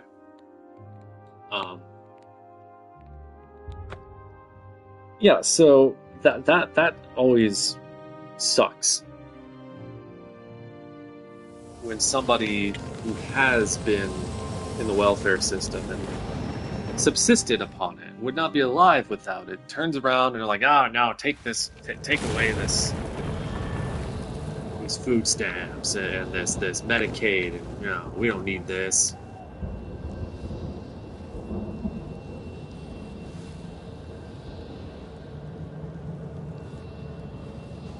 Sometimes it feels like a lot of the time you have to justify empathy as something cool, particularly if you're a guy. It can't just be something to do because it's right. Yeah, I think if you feel that way, I think you can also blame that a lot on just how much it's become politicized.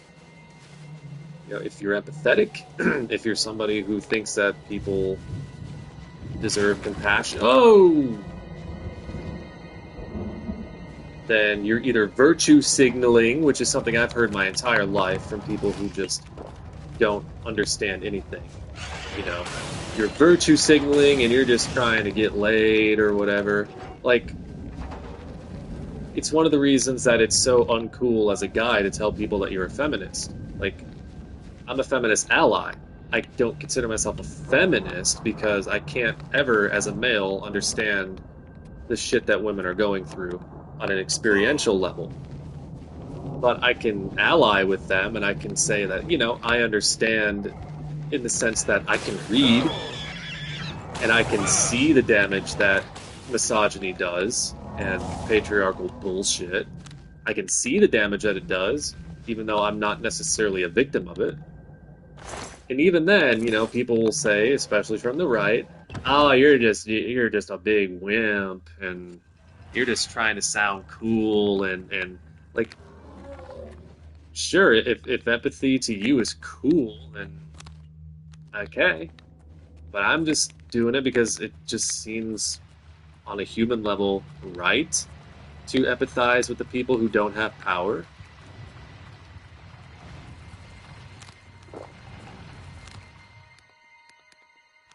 Yeah, it's just kind of how I look at it. Is I always try to side with those who are underdogs, and that's why I don't like comedians who punch down. Because comedy is supposed to be about, good thing I have good agility, because I would have just died there. You're going after people who are already pushed to the margins of society, or like, kicked while they're down. There's no fun in that.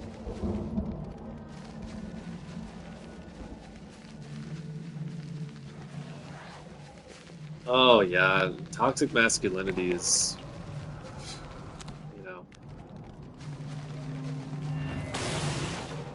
when I was dating this woman here she has 3 kids, that was a nightmare.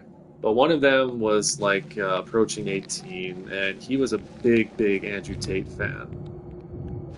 And it was so rough. Because we would talk about politics every now and then. Like, this kid is from Bangladesh. So, we had that in common, that we were well, he was a Finnish citizen, but he was born in Bangladesh. So, by a lot of Finns, he was looked at as an outsider, and I was not from here too. So we had that kind of in common. But he would send me shit on Instagram quite a lot about like Andrew Tate, and like there would be this manosphere bullshit. And I tried my best to steer him away from it and tell him that, Andrew Tate is not. He's not who you should be taking any sort of life advice from. He's a horrible, horrible person. But I tried to put it in words that maybe he or somebody else who, like, if you just say that someone's a horrible person, you kind of have to justify it. You kind of have to let them know why. So it's better to say that they're just,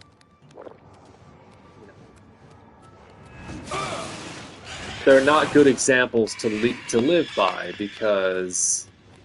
And then you give as many reasons as you can, and even then, it's like, yeah, but he has a lot of good things to say about women. Like, so after a while, I kind of gave up, because it's very. You feel like after a while that you're up against a machine that you just cannot defeat rationally.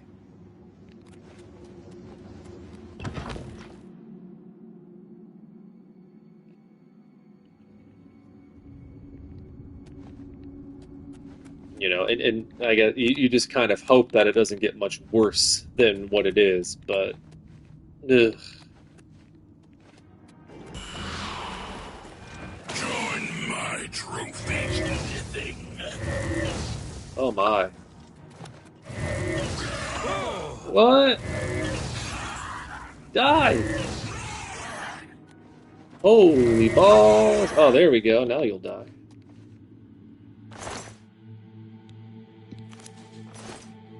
I don't want to be carrying around a bunch of shit.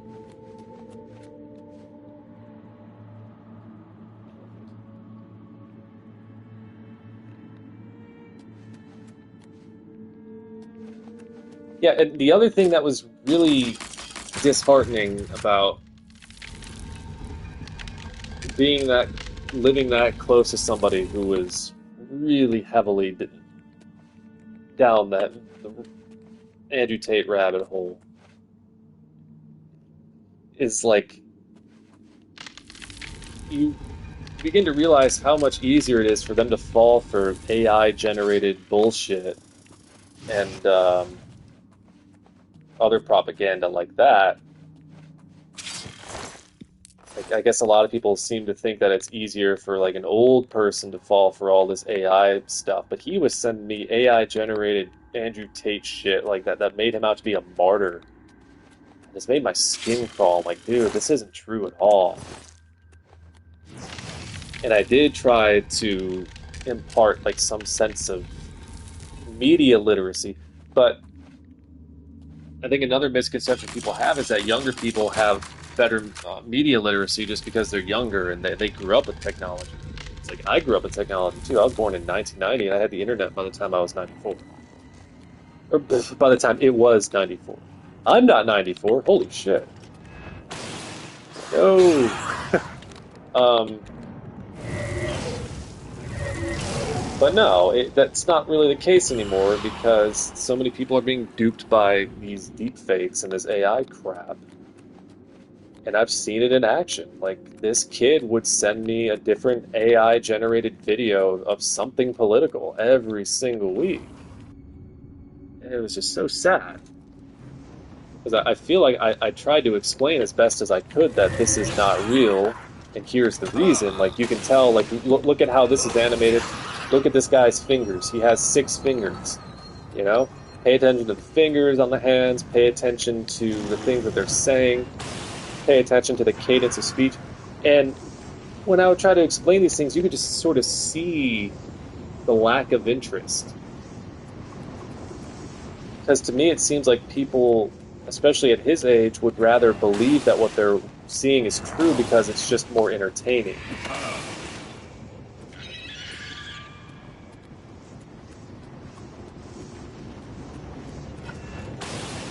And maybe that's also a consequence of living in a capitalist nightmare, is that even if something is total bullshit, at least it's entertaining to think that it's real. Screw it. I'm all out of potions again. I need to find a more sustainable way to be a mage.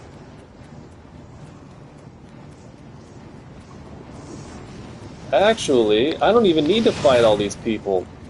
I just need to run to the very top and take that stone. Yeah, what am I even doing? So I came from here? I'm just wasting my time fighting these fools. I just need to go to the top.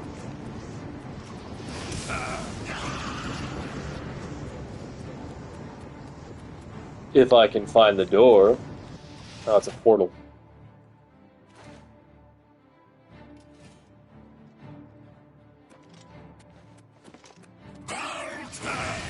Yeah, I think that that's a pretty safe bet to say about Charlie Kirk. He went to, like, if they kept him away from the college campuses, then he could just continue his crusade about how colleges are ruining free speech and all that other horse shit. So it was easier to just give this stupid kid a platform. He wasn't even a kid. Can't even say that. He knew what he was doing. He knew that he was not arguing in good faith ever. He knew he was full of shit. Yeah, this is all I gotta do. I don't need to deal with all these motherfuckers. I can just take that stone. Bye-bye.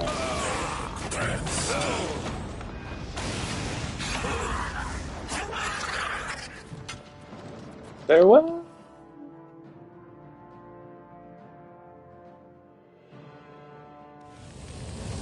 But part of me is sort of in disbelief that Charlie Kirk ever got the platform that he had, because so much of what he said was so easily defeated by reason and a quick Google search. But he and Candace Owens and so many other these horribly bad actors they persist and they multiply, and it's ugh.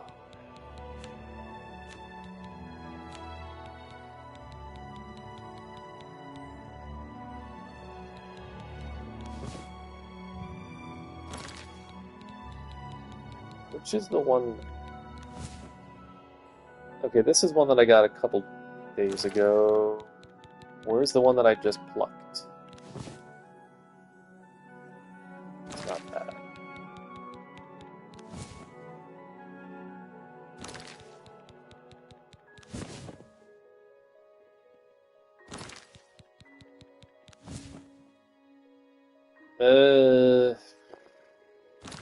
Yeah, I don't like any of these. Well, this one's not terrible, but I'm not a striker, so.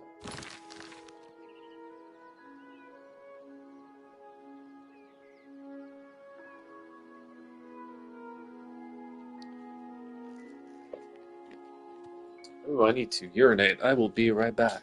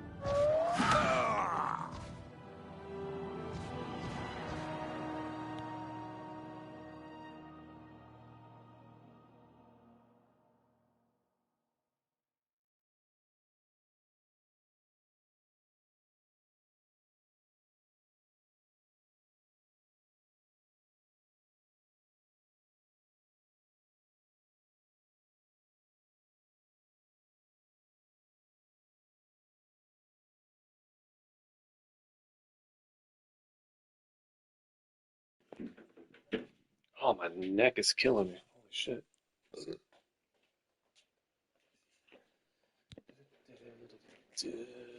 No, what happened? Did I get murked? Whoa, whoa, whoa, whoa, whoa, whoa, whoa, whoa, whoa, whoa, whoa, whoa. Did I just get murked? I was killed by a troll? Ah, did I not pay the troll toll? God damn it. Confound you, lousy toll troll. Gotta pay the troll toll if you want to get his voice hold. You gotta pay the troll toll to get in. You want to pay voice hold. You gotta pay the troll toll to get in. Troll toll. I need to make some magic potions. Oh man, I am so... I can't do any more dungeoning.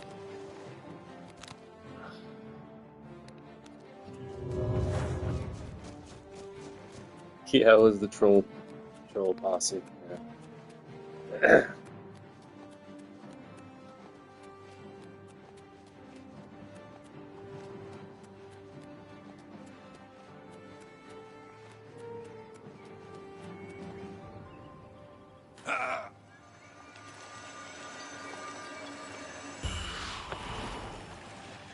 just out there trying to take a piss, and I got trolls coming after me.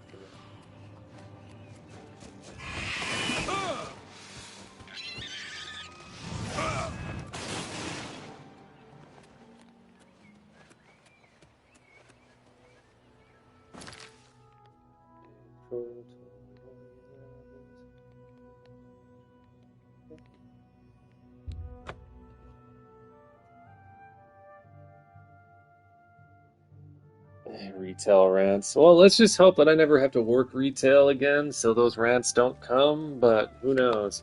Speak. I think I don't. I really feel like if I were to work customer service again, I'd be a lot better at it now because I feel like I'm more calm, maybe even a little bit more stoic than I was when I worked at Kmart all that time ago. The Toys R Us rant. I never worked at Toys R Us. I worked in the toy department. Well, I didn't work specifically in the toy department at Kmart, but they put me there a lot. And it was a mess, and it was gross, and kids put their snotty fingers all over the toys all the time, and it smelled like sour milk and feces half the time, and that I didn't like it.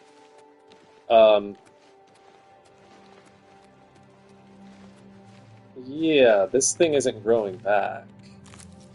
I don't like that. I really like this patch here because it's got like a lot of the things that you need to make potions, but Hail. it's not growing back. Nor are the mushrooms that I need. Maybe I need to go here and wait. Further away. But yeah, I feel like if I had to work, absolutely had to work retail again. Like, here's the thing, when you live in Finland for 8 years, alright, you know how you go on TikTok or whatever and you see people crashing out all the time in public, and it's just, you see it so often that it's kind of become normalized. You can't do that in Finland. If you crash out like that in Finland, people will make you feel it. And what I mean by that is they will stare at you and they will look at you so quietly, and the person that you're crashing out at will not even react.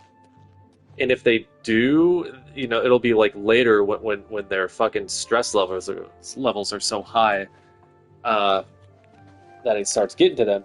But you can't act like that in public here, or else you will just be a pariah. Like, people will just, like, the silence alone will kill you. There's something I'd like to So discuss when you live in a culture like this for long enough, it becomes even more imperative upon you to not act like that. To just, if something shitty happens in a customer service situation, just accept it, take it to the proper channels, you know, sometime later on. Why isn't any of this stuff regenerating? Do I have to teabag it? What can I do Don't for you, Archmage? make a complete and utter American out of yourself and scream and yell and, you know, you shouldn't, like, just don't do it. It's never even occurred to me to, like, scream at somebody in customer service to begin with. But not because it'll make me look bad, but because it's not the right thing to do. No matter how bad your service is, like, just get up and leave, and then call their 1-800 number or something. Like, there is no reason that any human being should feel entitled to scream at a customer service representative unless they're, like, pulling at your hair, or unless they're, like, threatening to off you or something. Where is the... I felt you should know. Third time's a charm, right? But yeah, you may see a crash out in Finland on TikTok or something, but that person's probably drunk. But other than that, it just doesn't happen. Because it's just Finns do like to complain, but they also don't like to bring a lot of attention to themselves. Americans don't fucking care. You know, which is a problem. And you just will not see that kind of behavior towards You have my ear, citizen. people who work retail. Or people who work any kind of job. I get the feeling that this isn't going to regen. And I'm not seeing these mushrooms come back either. Yes. Yes. It is. I might need to Google this. Oh no, it's not just boomers who... I see videos of people who are not boomers crashing You out. choose to share your time with me. That there are people who are in their 30s and 40s even, who... And I think a lot of it is mental illness. I think... You know, not to like kick people who are down, but fuck. There's got to be something wrong with you mentally to think that it's okay in public to berate and yell at or even throw shit at somebody who's working at retail who made a mistake. Safe travels. As if they're not allowed to make mistakes. There's got to be something mentally fucking unwell about you. Yeah. I need to figure out why I can't.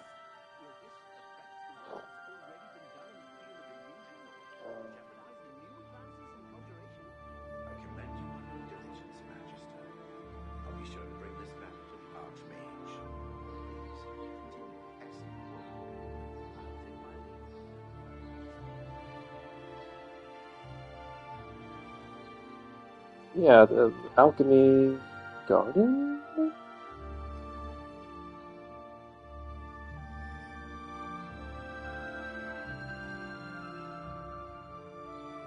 I did wait a few in-game days. That's what's...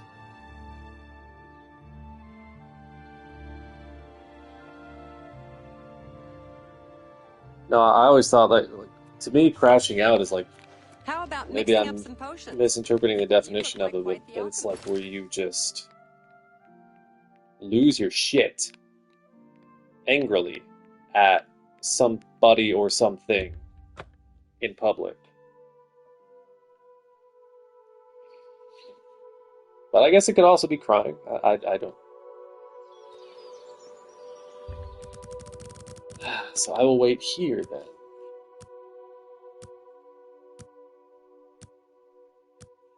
So anyway, long story short. Not that it was supposed to be a long story. I really think that I'm better equipped to handle people's stupid bullshit, because it's a lot easier for me, you know, to encounter somebody who is being very rude, obnoxious, moronic, unfair, unpleasant, and to just kind of shrug my shoulders and go, okay, you know what? This is more about you than it is about me. You've got a lot of problems. I'm not going to help you work them out. I'm just going to walk away. What is it, citizen?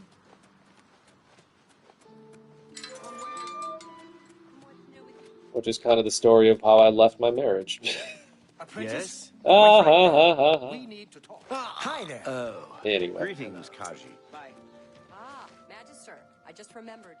There's something I'd like to discuss with you. Be seeing you. Yeah, so in the time that it's taken me to wait for this stuff to regrow, I could have just gone out into the wilderness and found these things, so I'm just gonna go and do that.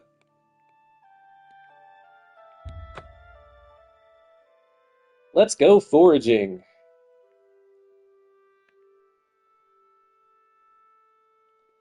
I could just use a multiplication glitch, but What is it, citizen? I don't want to do that.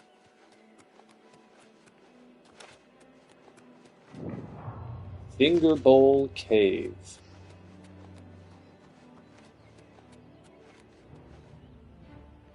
You'd love to see the new UTF and the old UTF have a conversation with each other. Well,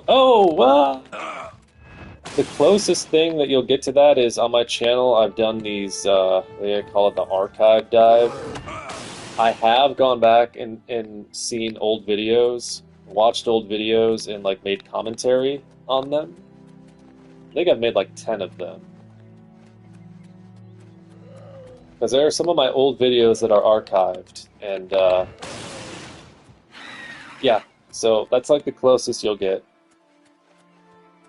But even then, like I made some of those videos 3 years ago, and I look at myself 3 years ago, and I see so many differences between who I was then and who I am now.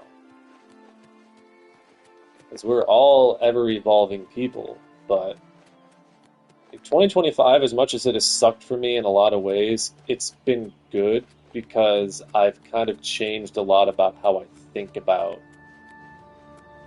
well, everything. Because I've had the time to. Like once my integration training ended, I was doing integration training 4 or 5 hours a day, 5 days a week, and that was like my job. That ended this past summer, and then I had like a mental breakdown.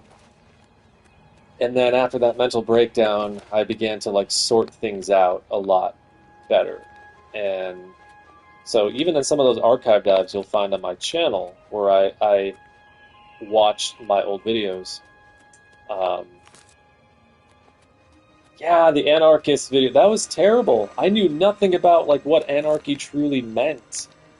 And yet here I was like saying, oh, anarchists don't know what they really want. They don't know what they're doing.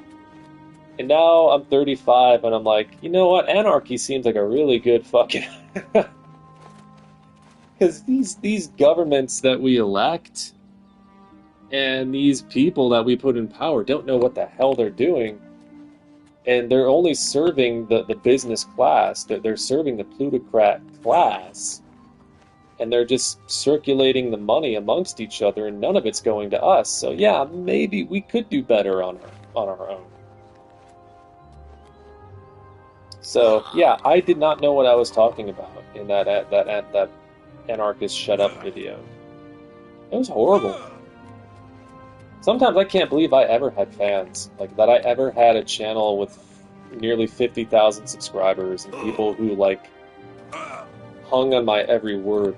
It's a good lesson in always questioning what you hear, what you read, no matter how much the person who's saying it is somebody you admire, whether it's me, well, nobody really admires me anymore, but like whether it's, you know, anybody, you just have to always be wondering, is this true? And in doing so, you need to do your own research. And if I were to ever be popular again and have like a big audience again like I used to, that would be my message. It would be, if you think what I'm saying is bullshit, look it up. Do your research. Look at reputable sources and, you know, try to come to your own conclusion. Don't take... Because it's really dangerous when you start admiring somebody... Ah, damn it, I hate these things. When you start admiring somebody so much that you just start taking their word for it, that's dangerous. And had I have stayed that police-defending, gun-loving moron, like, I would definitely be part of, like, the alt-right. And that scares me. You know, that thought, like, still kind of scares me that I was ever that close to being hopeless. But nobody's hopeless. Even the people who believe, like, reprehensible things, that's the thing. No one's hopeless. Like, we can all do better. And that's another message that I would like to throw out there. It's like, yes, there are people who say and do horrible, horrible, reprehensible things, but, like, I believed horrible, reprehensible things, and somehow I came out the other end, you know, hopefully on the right side of history.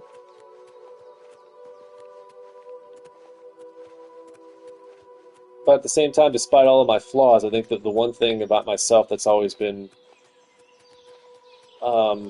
that's worked to my advantage is that I've always been able to like examine myself and like and my blind spots.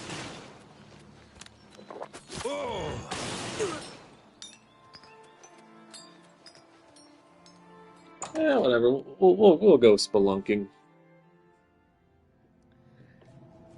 Yeah. People really took Michelle Obama to task about like all she wanted to do was like not make, but encourage kids to eat healthier. And people were like, "No, how dare you!"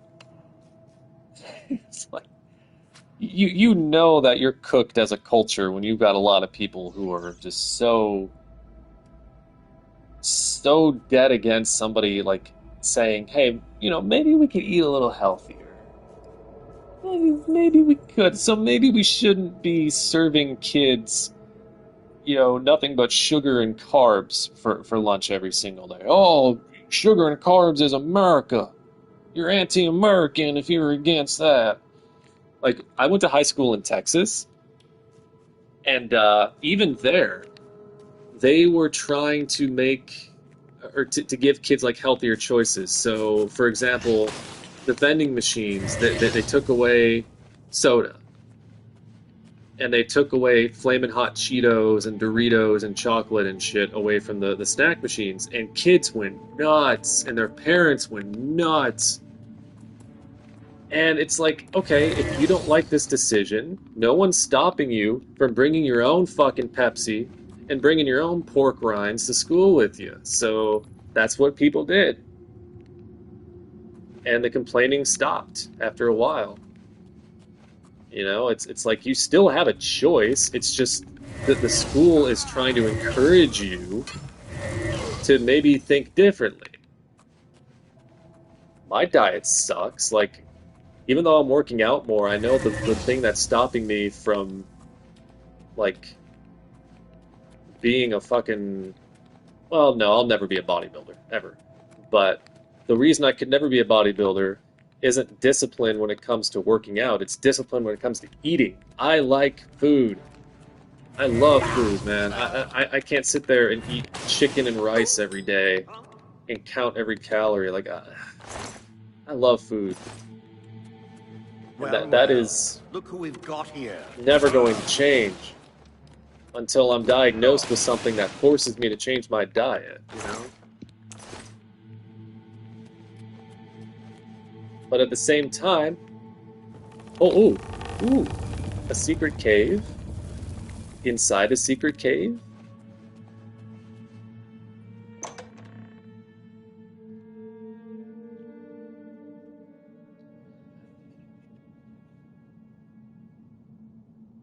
Yeah, like, I'm not a foodie, but I like to eat. That's the thing. So I'm not very adventurous with my diet. I could eat the same thing every single day and I'd be fine. But the problem is, the same thing is like fish sticks or chicken fingers or fucking mac and cheese. Like, I'm terrible when it comes to that. But the beauty there is kind of understanding that you don't have a great diet, but I don't know. I kind of lost my train of thought. I think because I'm thinking about food. Oh my god. I want pizza. Fuck. There's not a lot of good pizza in Finland.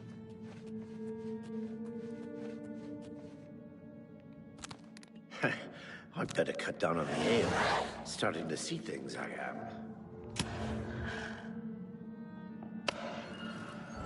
am. Do my bidding, sir. Die, damn you! Why won't you die? Ha! That's fun. You're pathetic! I'm just gonna paralyze him over and over.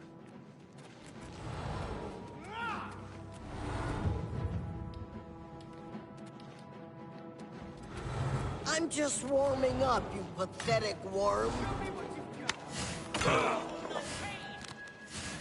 Now you will know Okay. pain. Am I silenced again? Man. That the best you can do?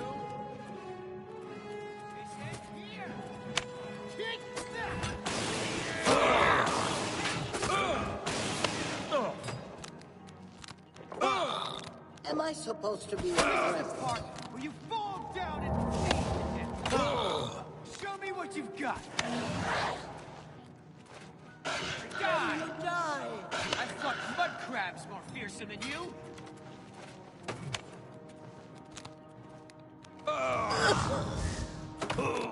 You're pathetic. Do your worst. Do your worst. That was a horrible sequence. Wow. Did I try Peter Piper Pizza when I lived in Texas? No. I lived in Grand Prairie, but spent most of my time in Arlington. Arlington had this place called Brooklyn's Best Pizza. Oh my god. Not just the pizza, but the salad at that place was fucking phenomenal. I miss it so much. I would move back to Texas. I don't know if I'd want to live there, but I would move back there just for Brooklyn's Best. And Chicken Express was everything that KFC wished it could be. And they had this Dr. Pepper with real sugar, which, by the way, all the soda in Finland they use, in most of Europe they use real sugar. So as an American, this was like a totally foreign concept to me. But they had this stuff called Dublin Dr. Pepper, which they made with real sugar. And oh man, people would leave campus at school just to go there for the fucking Dr. Pepper. It was amazing, and they had the best chicken, and oh man. But big news where I live here in Finland, they just opened another McDonald's. Yay! Woohoo! Just what we need. Oops. That's like huge news. That's how you know where you live is like incredibly boring. It's like it's gigantic, big breaking news when they open another Whatever it McDrive. was is gone now.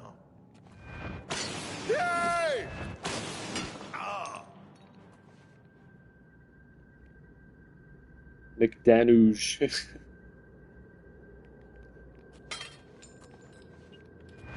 Are we talking about Chinese food? Oh man. That Beijing beef. I know Panda Express is horrible, but I used to love it. And let me tell you something, when you grow up in America for 28 years, and then you move to Finland where fast food isn't quite as robust, which is a good thing, don't get me wrong. I love the fact that I don't have so many fast food choices. It makes me so much healthier. But cuisine in Finland, generally speaking, is very bland. So when I start thinking about all the fast food that I haven't eaten in years, yeah, it gets me hungry. But again, for anybody who's just tuning in and you may have only heard part of that, I want to emphasize it's a good thing that I don't have all those fast food choices. It's a good thing to not... That's part of America's problem is you have too much choice. Like, you think it's a great thing? It's... not really. Whoa, that was a lot of gold in that chest.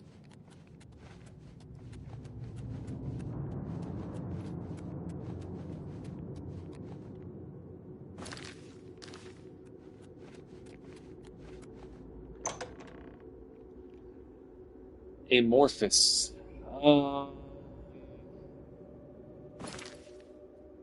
Honestly, I don't think I've ever heard of them. When I was a bit better off financially, I used to have my own room to play drums, and the room that I had was right next door to the guy who played drums for Winter Sun. And what was the other? Who else did he play for? Winter Sun. Same was Rolf Pilve. Played for Winter Sun and some other Finnish band. that I can't remember.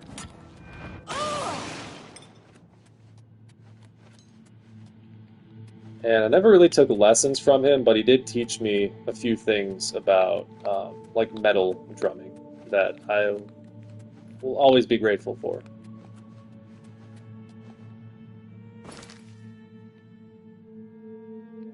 Where am I going? South. Go south.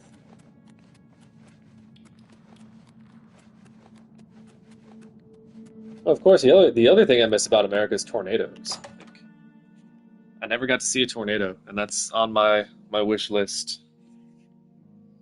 I am a massive, like 80% of the videos I watch on YouTube are about meteorology. Like not just like videos of tornadoes, but I'm fucking fascinated by like the meteorology behind them, behind supercells and other mesoscale phenomena. Like I am just hopelessly obsessed with meteorology, but specifically severe weather. You don't get severe weather in Finland very often, which for most people would be, again, a very good thing, and it is. But for me, the only times in my life where I have felt like supremely alive is when I'm standing outside when there's lightning and hail and thunder and like torrential rain. I love that shit.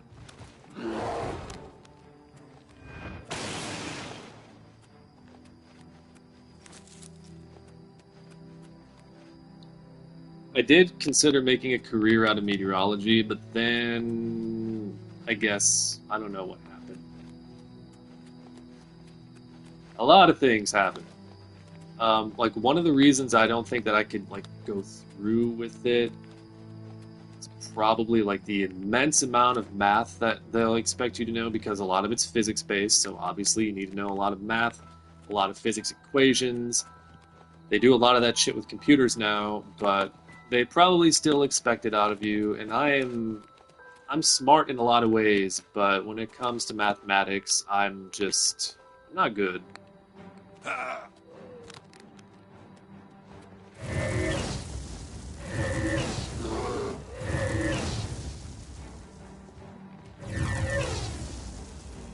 Like, during the summer here, this past summer in Finland, they had a massive, like a big rainstorm after many weeks of no rain at all, basically. And I just stood outside, and like everyone else was like getting under shelter, and I was like, oh, fuck yes. Yeah, you do need calculus for meteorology. Yeah. There's a lot of mathematical formulae and stuff that, again, like for example, if you're making like a skew T diagram, a lot of that is computerized now, or a hodograph. Like skew T's and hodographs, a computer will fill in a lot of that stuff, but you're still going to be expected to know like a lot of physics, calculus, which is good, but I'm not good at that stuff.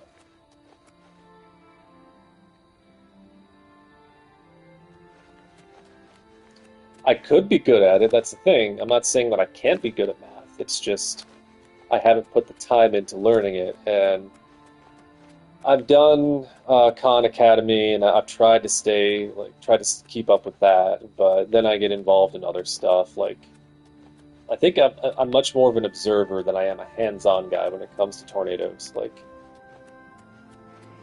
but the videos I watch about how they are, like one of the things that they're trying to suss out is why some storms create tornadoes and other storms don't. Some supercells will make a tornado, some updrafts will get stretched and drop a tornado, and some just won't, and they still don't entirely know why, and that's so fascinating to me.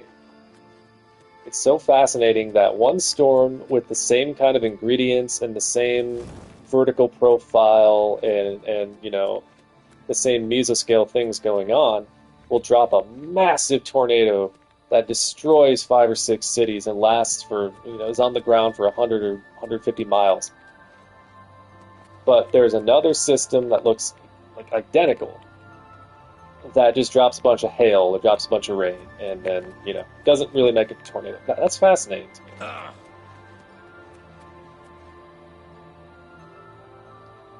Yeah, I heard Rush is coming back. Well,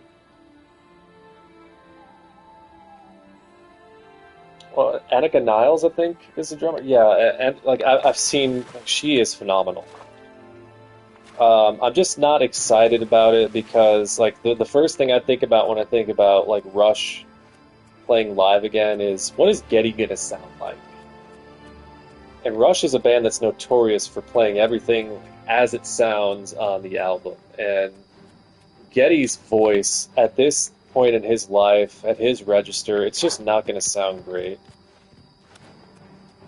And Neil Peart,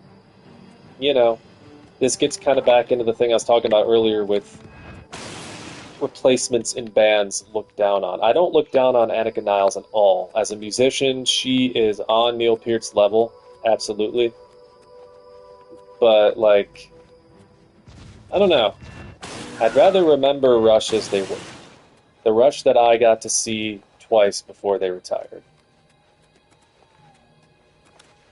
And then you start to get into the ticket prices and how astronomical they are and how disappointing it is that it's these big reunions and these big bands getting together are becoming a thing that only certain people can afford to witness.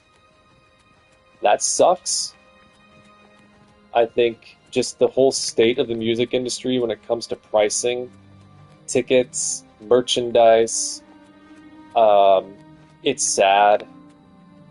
And bands are doing as much as they can to distance themselves from that. They're saying, oh, there's nothing we can do about it.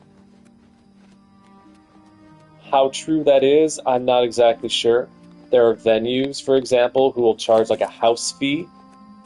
If you're selling merchandise, they will charge the band a certain percentage just to sell their merchandise, so that's where the band isn't the problem, it's the fucking venue. Or the people running the show.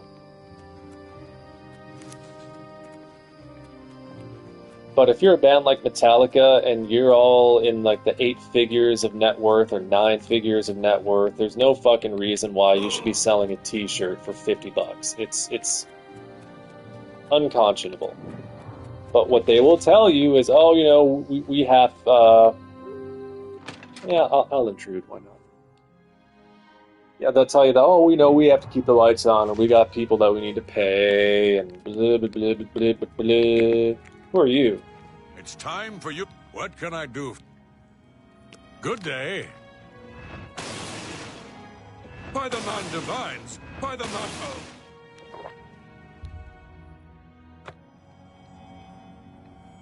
Sorry, I just wanted you to route.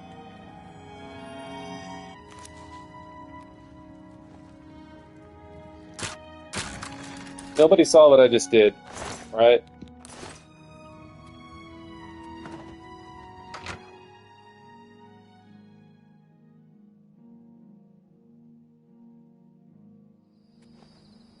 If John becomes a local meteorologist, I'll go back to watching the news.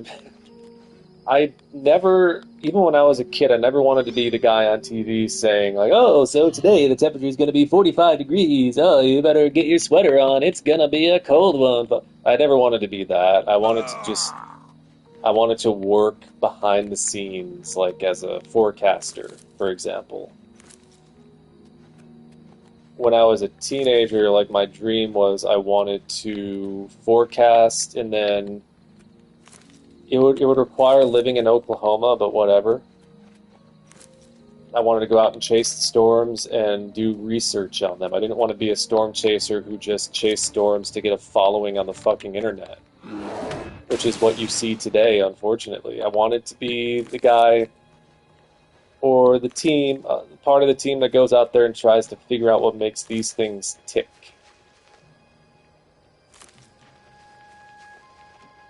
But I never wanted to be the TV guy. No. That ain't me. Heh.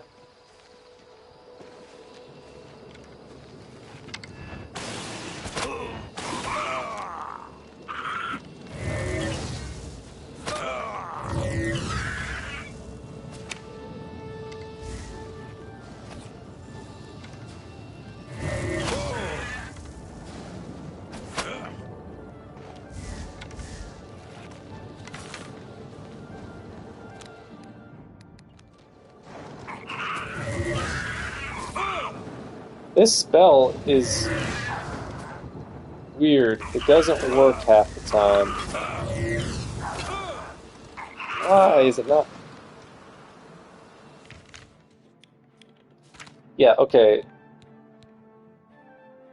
It's supposed to be.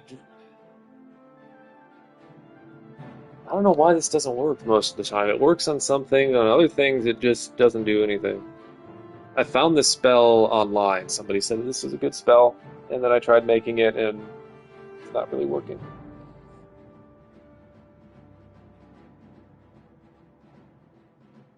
Hurricanes are endlessly interesting. I was very much disappointed by the 2025 hurricane season, but there were a lot of factors that went into why it wasn't that great or that like, and that's kind of the weird thing about being as interested in severe weather as I am. It's like those storms are killing people and ruining lives. So sometimes when you tell people that you're really interested in them and you react to them with like this strong sense of awe, they'll think that you're like a sociopath or something. And like, oh, you only care about these storms, or you don't care about like the lives that they're destroying. It's like, oh, these goblins are just they got oh. I'm not a very good mage, but like the whole point of why I wanted to study tornadoes is like part of the study of it is how you can warn people. Um, when you learn more about why a certain storm drops a tornado and another one doesn't, you can help people get to safety a lot easier. Because you can look at the radar and go, all right, so this storm is probably going to drop a tornado, so we should tell people to get the fuck out of Dodge. It's not all about the gawking. Like the people who are on YouTube today, like Reed Timmer. Reed Timmer, I don't like him. He's a prime example of a storm chaser who's only in storm chasing to gain clout, to gain following. He does not care about the forecasting side. He cares about the forecasts as long as those forecasts will help him find the tornadoes. Reed Timmer is not a good representation of the science community whatsoever. In essence, Reed Timmer is kind of like Jonas from Twister. Oh man, I'm dead. I am so dead. I need potions like yesterday.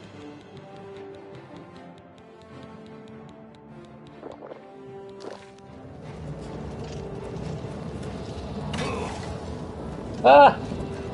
Wow, yeah, I'm not really paying. Maybe I'll load this one.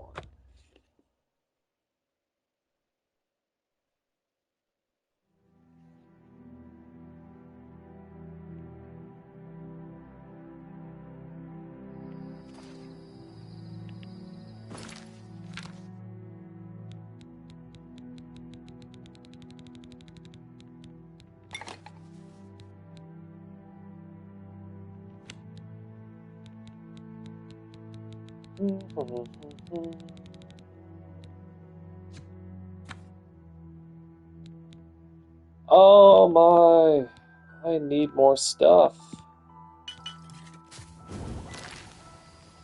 That's why I was running around out here. I was looking for flax. Flax and mushrooms. Here's some flax. Yeah, I can get by with these things.